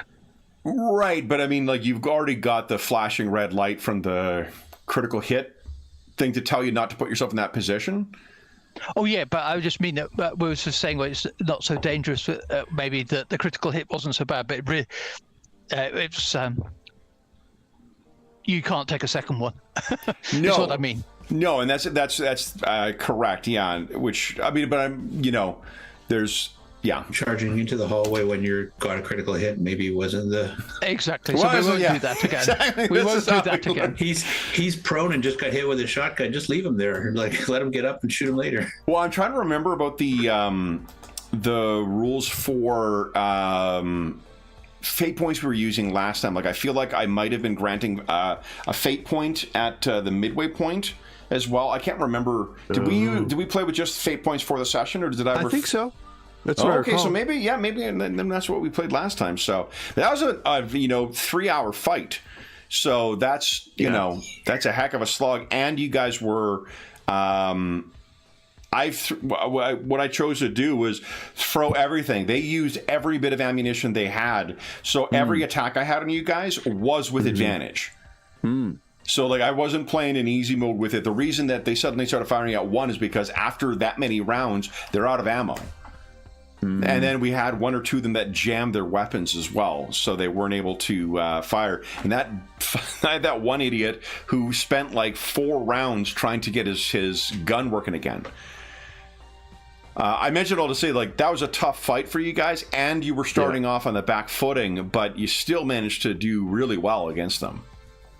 It looked a little grim for there was the moment when Lady Octavia went down, and at least she stayed conscious. Because if she was going unconscious, I mean, we're gonna have to carry her out of there or something. And I wasn't sure, I thought, I mean, Icarus took off down that hallway thinking he was trying to clear a path in case that we had to get out of there. That was his original intent, was to clear a hallway since the tunnel was too hard. The shaft was too hard to get back to. He was trying to create an evacuation, hallway. Yeah. That was well, you also, I mean, you've had the bad luck, like the one out of 52 Fridays that Jeff misses is the day when you guys were in a fight and he's playing the main Armsman. soldier guy. Exactly. He would have been taking down 1 or 2 per round the way he was before, especially with his. So Jeff's guy's got a talent, Dave, that allows him as I can't remember if it's a free action or a move action to take cover. It's a free action. I think it's free action to take cover. That's huge. So we can just duck in and like have a running, gunfight with these guys. That's big. And they didn't get a chance to get their grenades into play at all last time. They were you guys were scrambling, trying to fight a defensive fight, but it was nice too to get.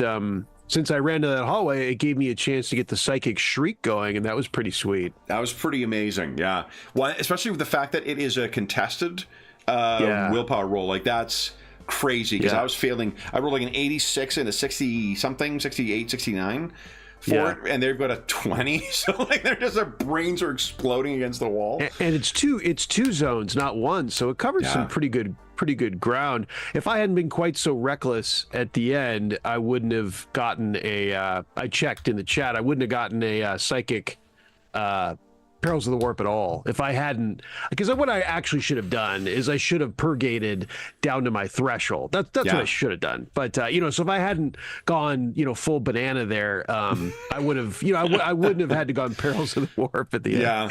Well, one of the things too, like Dave, you can actually do your healing it's a challenging role, but you can do that during combat as well. You can use Medicaid to try and restore health people during combat. So like, when you saw she was hit, you could have and I can't remember if your mechadendrites have reach of 1. I think they do.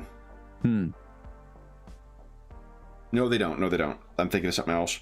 But they do give you a +2 success level strength test. So, for instance, you could have potentially like grabbed her and dragged her somewhere, and then used your check or your healing Medicaid. Yeah. Awesome. So listen, before I launch into the outro, any closing thoughts on today's Imperium Maledictum? Dave, was your first time playing? That was a lot of fun. Nice. But also, it's Warhammer 40K, and the crew is top notch. So. Yeah. Awesome. All right. Well, then, for those listening at home, thank you so much for joining us for this most recent session in the macro statue of the God Emperor in Footfall. As is always the case, if you have any comments, questions, or concerns regarding the session, the campaign, or the game we're playing, please don't hesitate to leave a comment in the comment section down below, and I will endeavor to reply in a timely fashion. There's also a link down below in the description of the video to the Dungeon Musings Discord server, where all of us are active, and we have channels there dedicated to this game, this campaign, and most of the other games we run on the channel. We have a 40K, we don't have one dedicated for this game per se, but we do have a Warhammer channel where we talk about Soulbound and Wrath and Glory and Imperium Maledictum and Warhammer Fantasy. So you are more than welcome to join us over there. I've posted these characters. I can't remember if I posted Zarkov yet, but I'll repost all those characters on all the character sheets for these guys on the Discord server once again. There is also a link down below to our friends at, so there is a link down below to our friends at Noble Knight Games. I still don't have a discount code to update the one that's in the listing there. Noble Knight Games is the preeminent unionized retailer of hard to find and out of print RPGs in North America. Not only do they have a great selection of new role-playing games, board games, and card games, they have an unmatched selection of hard to find and out of print RPGs. We normally have a discount code listed down below that you can enter to save 10% on your purchase of through their website of $10 or more. And I don't have that listed yet. I have yet to have an opportunity to write them to get the new discount code, so I do apologize for that. I'm going to do that after this weekend while I'm on vacation, which leads me to talk about the next thing. So our next session of this will actually be in 4 weeks' time because I'm going to be on vacation from July. Gotta be another 6 months. I'm going to be on vacation from July 12th until July 23rd. So we will not be running any games during the time that we're on the channel. But if you head on over to the Dungeon Musings Discord server, there is a channel for other streamers. So if you are looking for something to fill the hole in your schedule that we might be filling, you can find a listing of a bunch of other members of the community who run their own games at their own times during that time. And there's some pretty awesome games being run through them. But we will be back until then. Oh, you guys also get, I think I'm giving 100 XP per session. Does that sound right? Because you guys have, this is episode 6. Do you guys have 500 right now? That's correct. Yeah, 100. Yeah, so 100 per session. And we'll be back in 4 weeks' time. But until then, last thing I will say is a huge thank you to our stalwart, grim, and perilous explorers or agents here. So James, Dave, and Sean, thank you so much for playing tonight, guys. I really love this game. This has really been a fun game to run. We're still, there's a lot of stuff moving on, but I feel like if we were running this more often, let me rephrase that. If we were running this more often than every 2 weeks, and I wasn't running so many other games in the interim, once we get past the vacation, I think we're going to be running this smooth because we're getting closer to knowing the rules. I think there's a couple times where we thought it was something, we looked it up, and it ended up being what we thought it was anyway. So we're getting there. But thank you so much for this game session, guys. What a great way to kick off the vacation, or the weekend at least, or the lead up to vacation.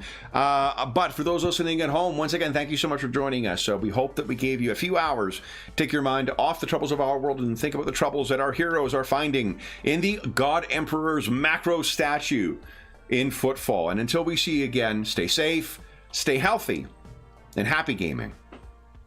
See ya.